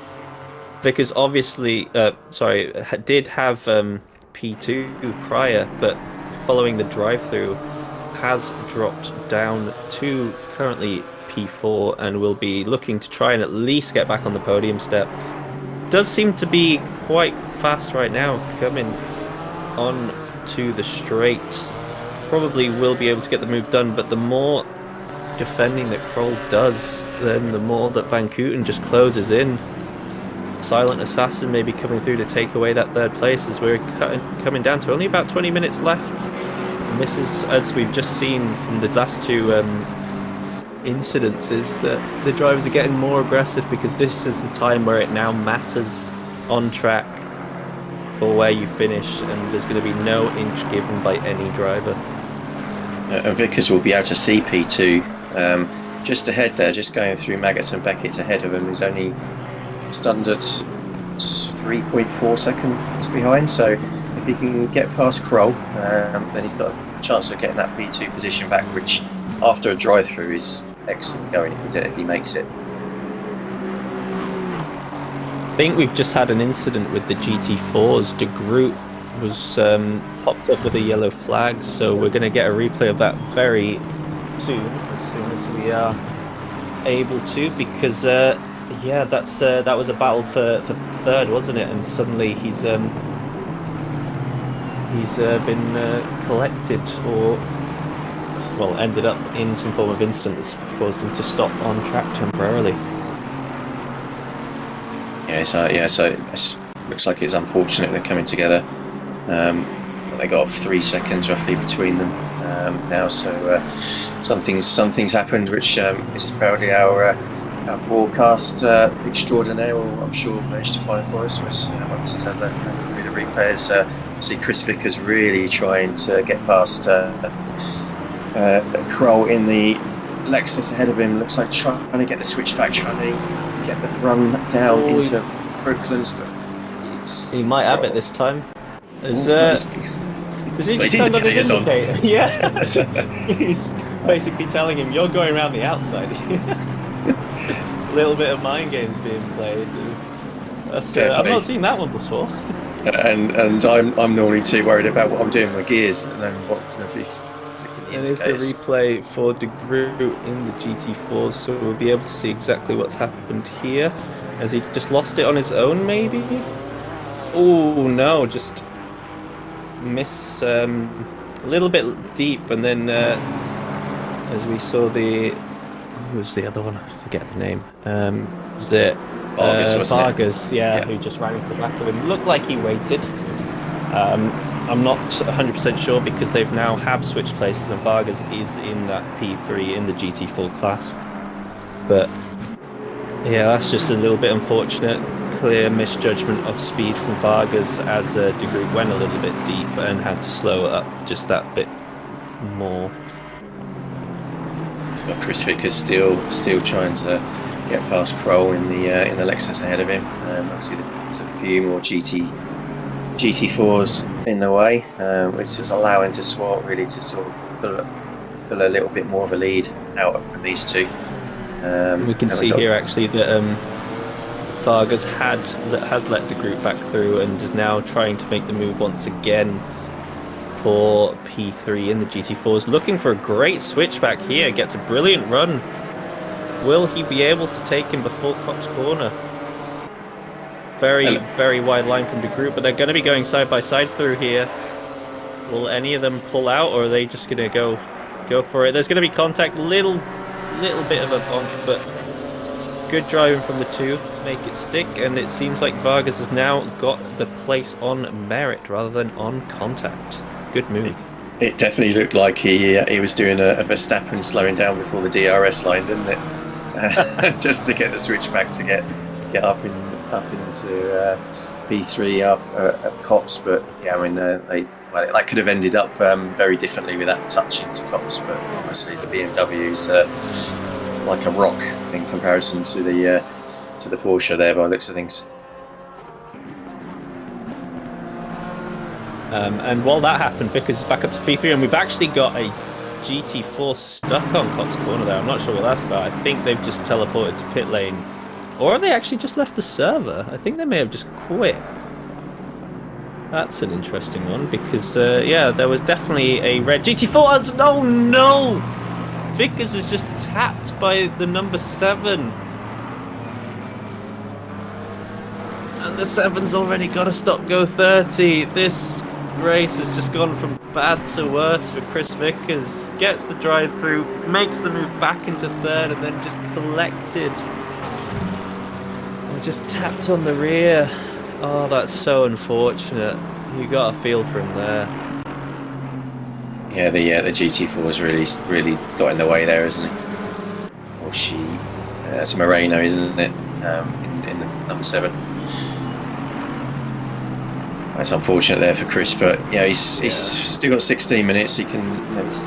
I don't think he's now hunting for P2, but can can he make it back onto the podium? He's got nearly 5 seconds to make up and 2 places, so that's going to be a tall order. But he's certainly got the pace. Here's the replay of it. So a lot going on. I think this was just before when you had that GT4 sideways in Cops as well. So I'm not too sure what's going on. The back marker there in the GT3's gone wide, and then just something. I don't know why they went so off track. Taking the wrong line, ended up on the grass, and then unable to properly take the corner. Maybe the only thing I could say Chris probably should have done there is to take a little bit more of a wider berth. Looked like he tried to just take the racing line, but it's just very, very unfortunate incident for him. Yeah, you see all sorts, don't you, with when you've got mixed class. You see, you either GT4's getting in the way, GT3's taking the lunges, we're not giving enough room, and not being patient enough, especially in the endurance races. It's just a matter of being in these races where you've got mixed class and practicing. Unfortunately, incidents do happen. Thankfully, it's not been too many. We've got the car number 7 now in the pits serving their stop go 30. So hopefully they won't speed again and get another one through the pits. Looks like they've got their pit limiter on, so they'll get back out. But Chris Vickers now only 3.3 seconds behind Kroll, so he's closing in again. So let's see how he gets on in the next 14 minutes. In the meantime, actually, Van Kooten's actually just got himself up to third too. So Kroll's just lost out on that third spot. Van Kooten was the one who was slowly catching while Vickers and Kroll had their battles, so I think he might be the big victor in all this. If he can make enough of a gap now to Kroll before Vickers catches back up, he may well be able to hold on to P3 as there's only 14 minutes left to go. He might, yeah, and just while we're talking about people catching, Nida, who was 20 seconds behind Lenson, is now only 7.8 seconds behind, so last lap 3 seconds a lap quicker almost. So he's definitely using those tyres to their maximum, with the others obviously flagging with their tyres towards the end of their stint. So he might even looks like he might catch him even before the last few laps of the race. I'm just looking to see. He did make 44 minutes on his first stint, but I think his tyres dropped off after about 30. So he's timing with the amount of time left. It should hit at about 30 minutes, so he should be perfect on for when his tyres dropped off based on his first stint, for keeping that speed up as much as possible. So I think they've probably done that actually deliberately based on how that first stint went for him. Yeah, absolutely. It was you've got to take the choice, haven't you? You've got to do it early. If you're going to do two stops, you've got to decide early. Obviously, they were forced into it for sure earlier on in the race, but if they can make them work their way back up to P6, it's not as much as a disaster as it was looking like when they had to make their second stop. Here now we have Chris Vickers back on to Kroll. I think that happened a little bit quicker than I expected, so maybe Van Kooten's not quite as safe for third as you might think, but it just depends on how much of a defence Kroll puts up here. He's obviously, with only 12 minutes to go, he's going to try his hardest, but he just doesn't look to have the speed. I don't know if that Lexus is just a bit too tough on his tyres, but that looked so easy for Chris just to fly right on past him.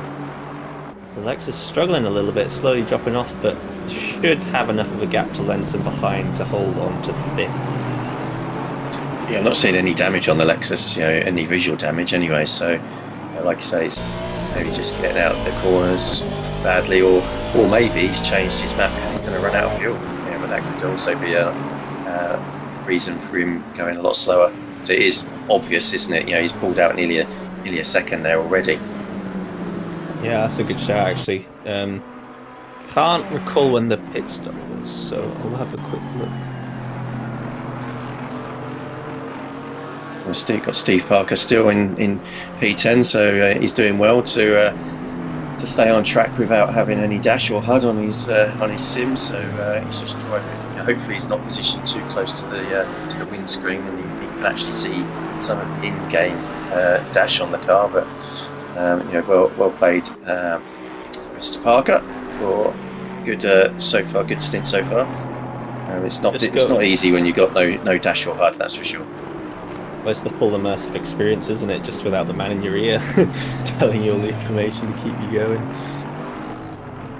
Oh, wait a second. We have a static car here, and it looks like he's just decided to up and leave the server. Not too sure what happened to Steve Allen on that one, but that seems to be the end of his race. He was running in 21st, but it seems like that is the end of theirs. Or are they going again? I can't tell.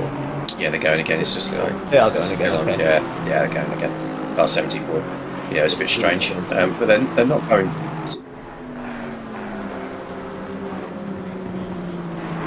Yeah, possible to the side. Failure then. Yeah, possible technical. Side and stopped. Down in 20 seconds, so he's still running. Chris Vickers is got the bit between his teeth, so now taking 1 second out of Van Kooten. Since getting past Kroll, he's obviously looked after his tyres, and has got enough fuel. So again, maybe some of the cars are struggling with their fuel loads, as we heard from James's partner earlier, that they were needed to run slightly lower map so they could run some of the quick stuff towards the end. Yeah, regarding that, I've just got the Lexus Kroll's stint timers. His teammate, or I think brother as well, only managed an hour 8 minutes and 50 seconds stint timer on that first one until the pits, and they're almost up to that point already. There's only 3 minutes left until they reach that same point. And I presume that's the point where they basically ran out of fuel, so they must be doing a lot of fuel saving, because the speed difference by the time Chris had got past him seemed very telling. Yeah, it did, yeah, for sure. There we go with Dennis Berkman in P1 for the GT4s. It's like he's pulled out 18 seconds now from Patrick Vonster, P2. Currently with 3 Porsches in the top 3 for the GT4s. Just takes me back that livery, doesn't it? It's classic Rothmans livery from the 90s. Very nice. As we just have a look on the 2 class leaders so far, Adrian's done a cracking job just keeping it out in the lead after the amazing work put in the first stint by his teammate Ben Mullard to regain first after losing it on the first lap, and then also pull out, I think, almost a 20-second gap prior to his pit. And Adrian has kept that pretty static. There was a point where I think he was about 16 seconds ahead of Chris Vickers, but once Chris got his drive through, Adrian's just flown away. He's almost 31 seconds now ahead of the second best man here of De Swart. So outstanding race from the McLaren duo. Yeah, they've controlled it as soon as they got past the BMW. It's exemplary drive, no mistakes so far. Obviously 7.5 minutes to go without any, with all the commentators' curse. Just trying to make sure they keep it out of the wall, or just make sure they don't come into contact with any of the GT4s, which they are coming up to some by the looks of things as well. Chris Vickers now only 2.6 seconds behind Van Kooten, so only 0.3 difference that last lap. So Van Kooten's still got some pace there. So I think you might find it difficult to pass him if he catches in. That's the only thing that we'll be watching out. As we see Fabrizio Tori on screen at the moment, racing with is that James Mead he's racing with there that's got past him in P7. I wonder if maybe seeing a bit of fuel saving from James again now. Decided to attack in the middle part of the stint and has suddenly realised he may not have enough fuel. We've also got Raimondi and Holzer. It looks like Holzer's just been overtaken, but still all over the back of the Audi. And this was the Audi we saw going backwards a lot in that first stint before then getting stuck in the middle of the battle between second all the way down to 6th, wasn't it? It was, yeah. This Audi's been in the wars a little bit, but seems to be going in the right direction again. Now up in P12. It's always difficult when you pit early, especially when you get into traffic. Obviously, with multi-driver races, you've got some ability for people to tell you where you might come out on the track, so you can try and pick somewhere that's going to be clear. But invariably, we're not multi-million-dollar pit crews like the Formula One teams have got, where they can guide you into a spot by half a second. We just take to the pits and hope that we don't get stuck behind somebody most of the time. It's unfortunate when you do. It's a great battle here going on. Tori is all over the back of Mead. Looking like it's just going to be inevitable until he makes the move, but with only 5 minutes to go, he doesn't want to get stuck too soon, because say if it takes 2 or 3 laps, he's just gone way off into the runoff there. Just try and push a little bit too hard right now. He's trying his best, isn't he, to get this P8 here. Mead just struggling right now at the end of the stint. I think Mick was saying about his tyres going off near the end, and I think James is now feeling that same thing, or just a little bit of fuel saving required as well. Yeah, obviously, I think James did make the pass on Tori, I think, didn't he? It looked like he did anyway. So, but Tori's definitely staying close, and obviously the Porsche does struggle a little bit in straight line, but it does get out the corners very, very. It's the BMW in the way, potentially. They're going to just sort of hold station. Oh, that was close. Well done there. Well the BMW did well. They all nearly took the back end of the Aston out. Good driving from all three there to avoid any sort of collision in a very technical part of the track. But yeah, James had been up because he was ahead of Nida, wasn't he, in 7th? So I think since that incident between Nida and Mead, he's just sort of dropped back into the clutches of Tori now, who's clearly been putting in some good laps to be pushing for this P8, because there was a substantial gap once James had made that overtake. Yeah, there was, for sure, and it looks like Nida might have just been off the track as well a little bit, because he's just dropped 3 seconds nearly off of Bakker Lenson that last lap, so he's definitely got red sectors on his timing. So that looks like his bid for P6 might be over now, whereas Chris Vickers now only 0.8 of a second behind P3. So the battle for the last podium position is hotting up for Chris Vickers and Van Kooten. 3 minutes to go. The front two in the GT3 class look set to be taking those respective positions. Adrian just with a very comfortable 32-second gap out in the lead. Only a couple laps left now, most probably, and yeah, as long as he just keeps it on track, doesn't have to worry about pushing at all, doesn't have to do anything. When you've got almost a whole pit stop of a gap on everyone else, you can just comfortably bring this one home. But still a lot to play for in P3. Vickers on the back of Van Kooten now by the looks of it. Here we are, 2 minutes left. Can he make the move that puts him back into 3rd place after his unfortunate incident with the GT4? There's a bit of traffic just ahead as well. Looks like they're going to get out of the way, so that's not going to impact, but there's obviously the Audi up ahead as well that caused a few delays earlier on by the looks of things, so that's going to be interesting to see how well they get through that. Yeah, that just lost Chris a couple of tenths, but he's still got probably 1 or 2 laps to go. We move back to Adrian. It's just going through Beckett's now. Looks like this could be the last lap. To be honest, it looks like the timer's going to run out before the end of this lap. So I think you might be right, but if he is, he might be in the mood. I know some drivers like to push it that one extra lap just to try and catch the stragglers who are holding on with their fuel, make them suffer just that little bit more.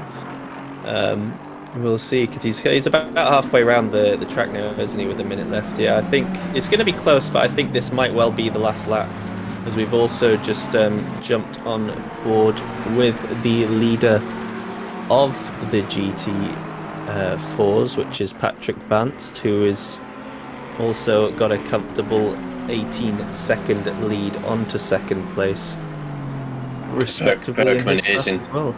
It's Berkman in P1. Sorry, GT4s. Berkman. My apologies. Yeah, he's got a solid gap ahead of second place Patrick Vance. Apologies for that. But yes, he's Kroll's in the looking pits. Looks like he has run out of fuel. Kroll is in the pits. The Lexus couldn't survive. Oh no. Flash and dash, and there's only 10 seconds to go as well. Oh, that's a painful one. How far are they going to drop? They were running 5th, weren't they? It seemed like a fairly comfortable 5th place for them. Looks like they've come out in P9 so far, but they've still got a lap to go. But this is the final corner now for your race leader and winner, Adrian. Great race from him and his teammate Ben Mullard. Just the perfect drive for those two. Fantastic win. No issues, and a very, very comfortable race victory for them at the end of the races. Now we turn our attention to Verkman, the leader of the GT4s, just coming down the Wellington Straight now. Only a couple corners left to navigate. No traffic, no GT3s coming up to him to possibly ruin his day at the last second. He's had a great battle with a couple of the other GT4s. Well, his teammate, I think, did for the most part, and then he had a great battle for a good 20 minutes or so with Patrick Vance. We didn't quite see what caused Vance to drop off so heavily, but great driving from Verkman and his teammate, and a good victory for them as we move now to Nida, who is trying to catch Lenson, but I think has he done it? He's not quite done it, has he? No. And that is now the end of the race for them. James Mead coming through in second has managed to hold off Tory. Good defensive driving for him, and Kroll, although they've had to do the quick splash and dash, only lost 4 places. I'd say that's not too bad in the end. Painful, but could have been much worse. Yeah, we've certainly seen drivers sitting just before the start-finish straight rather than pitting. They'd rather be lapped and finish the race. But obviously that can be just as painful, because you might lose more places, and as you know, it's difficult to identify how far the cars are on the track. Yeah, just across the line in 9th place. Just a few more cars left to go now. But here is your race highlights. Obviously, I didn't see any of this at the start of the race because I was unable to make the start, but it looks like it's nice and clean mostly. It's normally Maggots and Beckett's where the cars come together. But again, that was very clean overall. I think there were no major issues. So it was very, very good driving from all cars involved. Oh, actually, I've just seen, just as I say that, there was a GT4 McLaren slightly sideways at the back, but I think that was probably the worst that it happened here on the race start. Yeah, that's good, respectful racing. Hopefully, we'll get some of the winners into the interview room before we sign off. But if not, we do have a further event in this series. Round 5 will be held at Barcelona on Friday the 27th of May. So anyone who wants to sign up, please, as I said earlier, join the Discord and make your way onto simracing.gp and find the Sim Racing Hub International channel at the moment, which we joined with at the start of the year. So please make your way there and find the 2.4 series. But you'll also see on there we do have some GT3s and GT4 races. And in our Discord you'll find the race room information, and along with the iRacing and the Richard Burns Rally, which has been proved very popular with some people, which is a blast from the past. But you'll see some of the videos from those series on the YouTube channel as well. So please do take a look. And if you don't already subscribe, please subscribe to the channel and hit that notification bell so you get notified when there's a new video. So I think we've got a couple of guys in the waiting room. I think the GT4 winners. So Dimitri, Dennis, well done on your result. Thank you. That was a very tight race at the start there, and obviously something happened probably mid-race that meant that you could just end up being quite comfortable towards the end there. Yeah, it was. I did the first stint, and it was amazing. It was so much fun. We were, I think, the entire stint 1 hour and 12 minutes or something like that. All three cars within a second, and yeah, it was great. At one point, I think Damien made a slight mistake. I could pass him, and in the next corner, I made a mistake, and he could pass me again. And so, all for nothing. There was a lot of good back and forth we saw from you guys. It was a really enjoyable watch, and you got a lot of airtime, so you can make sure to watch it back as well after. Oh, I was telling Dennis, I mean, we are so close together for so long, we must have some airtime. You seem to make almost the perfect pit stop. It looked like you certainly got the jump on Patrick, and that helped. Obviously, they had probably the warmer tyres at the start. Once you had your stop, but it seemed that that could have been the only thing that you might have hit your marks properly and got your swap done, and out you went fairly quickly. So well done in getting that pit stop right. Yeah, it was. We were discussing like when are we going to pit. And Dennis said, we could see what the others do, and then if they go in, we go one lap longer. So Damien went in, and I stayed out, and I agreed with Dennis too. We're gonna do the opposite of what Michael Hutman is going to do. And then Michael stayed out. We went in, and in some miraculous way, we undercut and overcut at the same time. It was really nice to see. We did hit the mark. So we had a decent pit stop, and then Dennis took over and he just brought it home. Did you? I can't remember. Were you driving the Porsche in the GT4 races as well that we've been doing? Not me. Oh, neither do I. Okay, so it was only Patrick that was used to the car. So how have you found the Porsche in general? So obviously it tends to be one of the popular cars. I've actually never got on with it. I've always either driven the McLaren or the Aston Martin generally, and the KTM. But obviously the KTM's another car that's underutilized but excellent if you can get the most out of it. But how do you find the Porsche, especially with its tyres?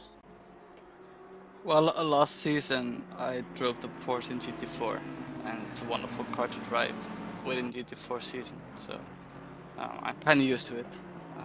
And Silverstone itself is a track which we all know. Let's say with the Porsche, it's amazing. We got a lot of pace out of it. The battles today were amazing. Not only in Dimitri's stint, but during my stint as well. Especially the first 45 minutes with Patrick, it was great. It was very clean driving. Unfortunately, he had a slight accident, so I could drive my pace and could bring it home eventually. Excellent. Well, I guess obviously onto Barcelona. How's the Porsche feel around there? Have you done any laps around Barcelona yet for the next round, or is it just going to be sit back, open the champagne, and think about that maybe tomorrow? Or definitely the second one. Sit back and open the champagne. Cool. Well, good luck for the next race, and well done on the result tonight. Thanks. Thank you. So who else have we got in the interview room? So we've got the Ewok himself and Mr. Van Duren. Well done, guys. I'm finishing the race. Aaron, that looked Tricky, but looked very enjoyable. Lots of close racing there, especially for the first half of the race. Yeah, it was very enjoyable. I love the close racing with the Ambrosia team and with Chris Pinchback. And finally a podium. Yeah, it was good racing there. Obviously, with BMW ahead of you stopping twice, that meant you needed to capitalise on the on that extra stop that they were making. But obviously, they were coming back very quickly towards the end there, by the looks of things, in terms of their lap time. So it almost worked for them. But they certainly looked like there was a lot of rubbing going on on your car, which. But you kept it pointing in the right direction, so well done on the finish. How was, because obviously you were driving the BMW, and we saw the guys pitting from P2 after about 38 minutes. How were your tyres towards towards the end of your stint? Well, after an hour, we totally noticed the tires went off pretty quickly. So I decided to go in a bit earlier than expected. But it was still okay, but I was losing half a second to a second at the end of my stint. Yeah, well, so it's a good result. So what about next round, Barcelona? You're going to open the proverbial champagne as well, like the GT4 winners? Think about Barcelona tomorrow. You've been on it all day, Steve proudly says so. Oh, looking forward to it. It's obviously the a track that everybody loves, but it's one of those tracks that's very difficult to pass on, isn't it? Yeah, it truly is. Only overtake option I believe is in T1 if you have a good exit. So we will wait to see, hoping for a good qualification. I think the temperatures are they're generally quite warm in Barcelona, so I think. Let's see. Maybe we'll see some 40-degree track temperatures for that race. That'll make the tyres even more interesting for a track that is very hard on the tyres. I definitely not hope so. I'll get your car set up right for the hot. Hopefully it won't rain, but it's unlikely, I guess. I hope so. Yeah. Well, well done on the race result tonight, and let's move over to Mr. Hill. Hello. Hello. Here he is. The Ewok turns. How are we, guys? Yeah, good. So Simon did well. Simon always does very well. He's obviously our better driver in the team. A lot more consistent than I am, and made up a few places. At one point, I said to him, "Oh look, we've been racing for well over an hour now, and we're back where we started in 17th. So well done, mate." He certainly looked like he was being patient when there was a couple of cars ahead battling, and that patience bore fruit when they came together and literally just sailed through. So it's all about the long game, isn't it, with endurance racing? Yeah, I think I commented in the chat of YouTube that Simon has now took up the mantle of the Jedi Master. You just wanting us to call him that, don't you? Yes, absolutely. Yes. Yeah, okay. So how's Barcelona for you then as the next race? Obviously, past all the other guys, and they're just like concentrating on the current one. But as we know, most guys and girls and others, they're all pretty used to racing around Barcelona. So it should be a good race. Fairly close, I think. Well, I'll be honest. In ACC, Barcelona is my favourite Spanish track. So yeah, I really do. I really do enjoy going around there. That's why we selected for the pre-season test, because it was my choice. No, seriously, I do like Barcelona. I've had some memorable races, especially the one where I got a disconnect going up the hill to the fast corner, and my car then just flies off into the distance. There's a little clip of it in the Discord at the moment. That's quite funny. And there's lots of walls as well, isn't there? So you can't cut the track anywhere. So you've got so much massive benefit apart from maybe the last turn. I didn't cut the track at Misano. I spun and got forced that way. Will you stop picking on me for that? When are you going to start driving this series? When am I going to start driving? I don't want to put you all to shame. I must say tonight, you've both done really well. Patrick as well. Thank you very much for coming joining for your first No worries. first commentary in at the deep end, I think. I jumped in a little bit here and there. I did a bit of the 12 hours, didn't I? The charity event.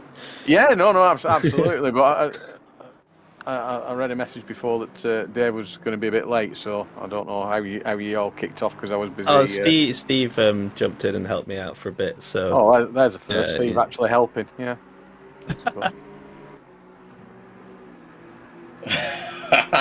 Yeah, well, you definitely did more than 2 laps, Chris. That's very unfair. Yes. Yeah, you didn't do any in reverse. No, not this time. No problem. Right. Well, I think that's pretty much time for us to wrap up. Yeah, we'll obviously see you on the 27th of May for the next round of the SSRI 2.4, where we will be racing at Barcelona. So all that leaves me to do is thank Steve Proudley, our broadcast lead tonight, Patrick Prince, our commentator, and myself. Good night. Good night.